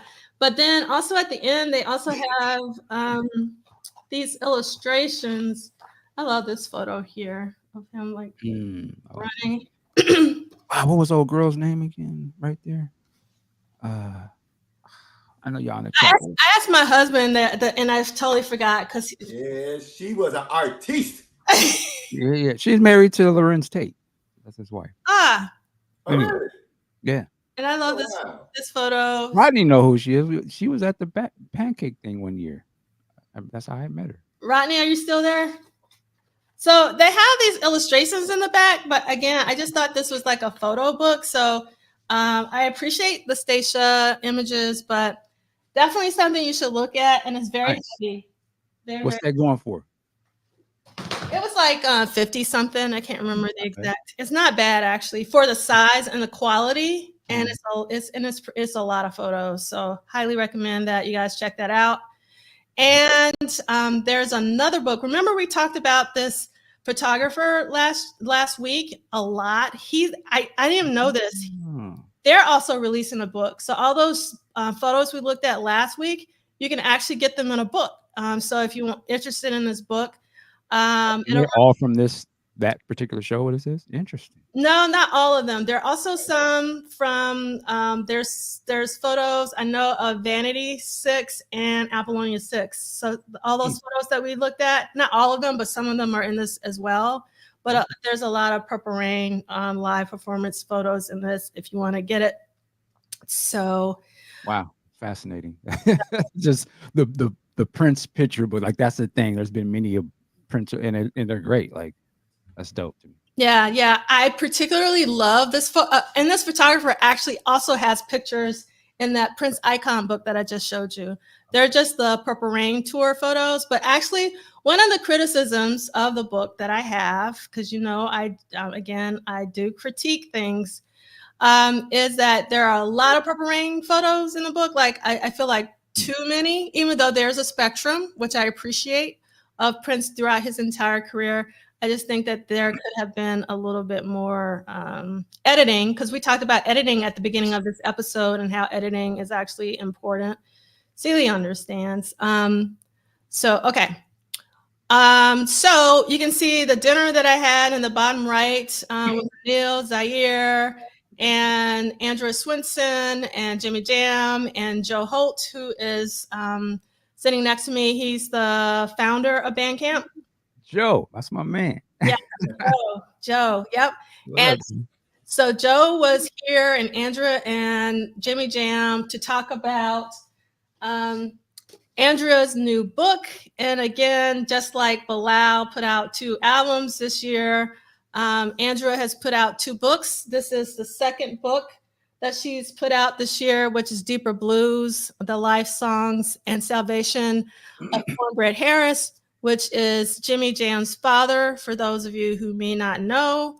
So that's the reason why they were here. They did Tamron Hall the following day, but they did a really nice discussion at this venue in New York called Caveat. And that's where I met them. And having dinner was totally serendipitous. It was spontaneous. It wasn't planned. And it was a really amazing evening because I don't get to see Zaire and Anil very much, except for the symposia. So it was like a really, really amazing night that I'll never forget, ever.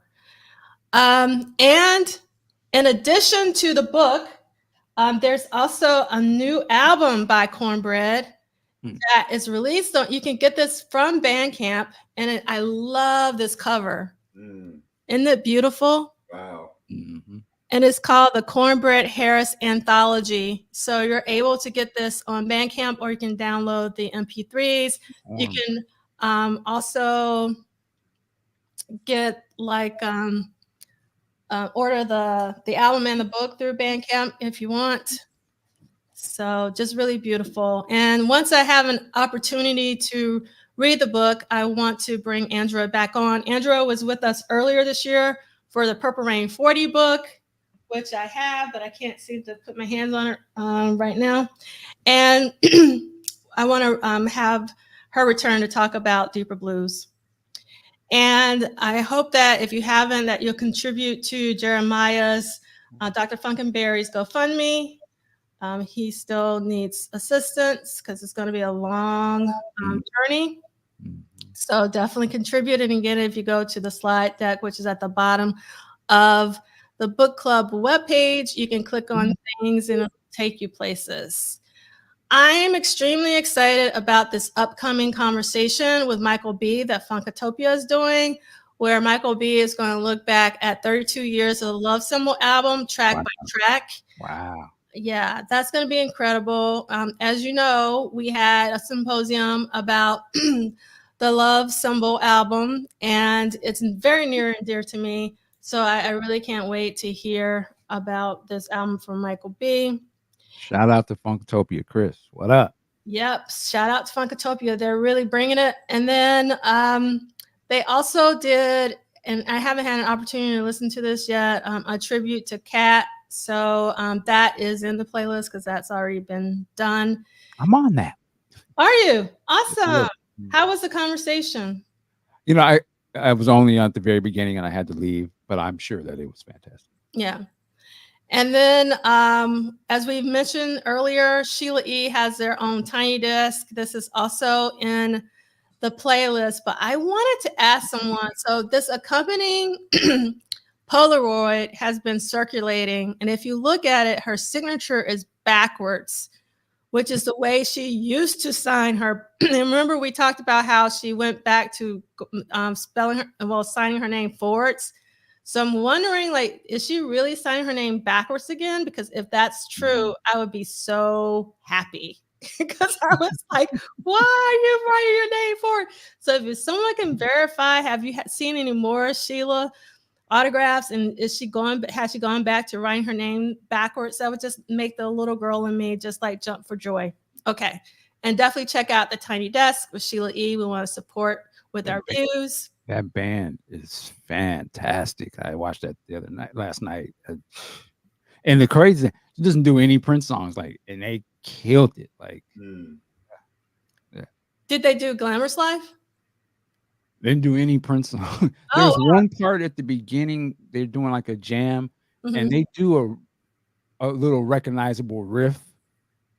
And I think maybe from one of the things, but they don't do any of the Prince stuff. It's all salsa. It's like, but it's dope. Like the musicians, yeah. Like I mean, I knew she was badass, but I thought that was fantastic. Like, because she actually released 2 albums. She has 2 albums out. So one is an all salsa album, and then one is a funk. I can't think of the name of it, but yeah. So probably promoting the salsa album, and then maybe did some stuff from the new funk album. But yeah, so technically she has actually 2 new albums out. Okay. So I know about the Latin album that's called Bayar, but I don't know the funk one. Right. I didn't realize there was 2. Everybody's doing double duty this year. All right, so this is the playlist. There's a lot in the playlist, and we're going to add a lot to the playlist based on what we talked about today. But one of the things I want you to notice at the top of the playlist there is basically a rehearsal. Let me actually see what I can do real quick. So you can see there's like... Actually, you can't see it. Oh, you can't see it. Good. So you didn't even see it. So this is the playlist here. And you can see that there are some rehearsal jam sessions from October. Then I just added this one because I don't think I included it before for Warehouse Rehearsal in his video for the birthday show from '84. And then these are a couple of Sheila E. videos from D68A. It's The Tiny Desk. There's a really great intro to Cornbread Harris that was done several years ago. There's Jimmy Jam on the Tamron Hall show, the Cat tribute, the Jake and Abe that I was talking about, and then a lot of Bilal, like all of them, as many songs as there are probably more songs added eventually. And then I give you all the live songs that he performed on Thursday from Grooveman 71. But then I also added the studio versions of those songs so that you can hear the studio versions if you want to choose to do so. And then in some cases, like a song like Something to Hold On To, he's performed it a gazillion times over many years, and it transforms every time. So if you want to kind of see the evolution of some of Bilal's songs, you can do so there. As you guys already know, I love me some Bilal. So I want to try to support him as much as possible because making a living as a musician is getting harder and harder. So I'm trying to support them in my own small way.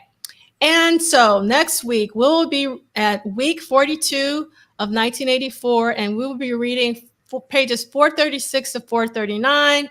But if we remember, it's just going to be rehearsal, rehearsal, rehearsal, rehearsal, rehearsal, rehearsal, and a mix of Around the World in a Day.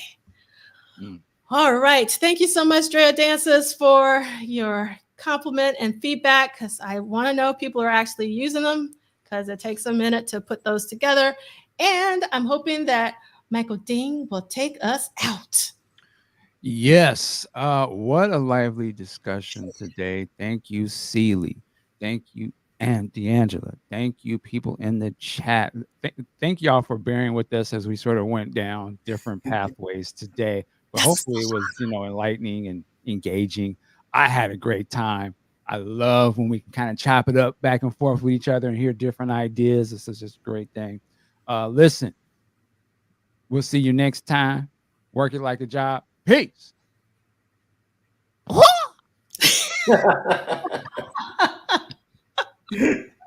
We out.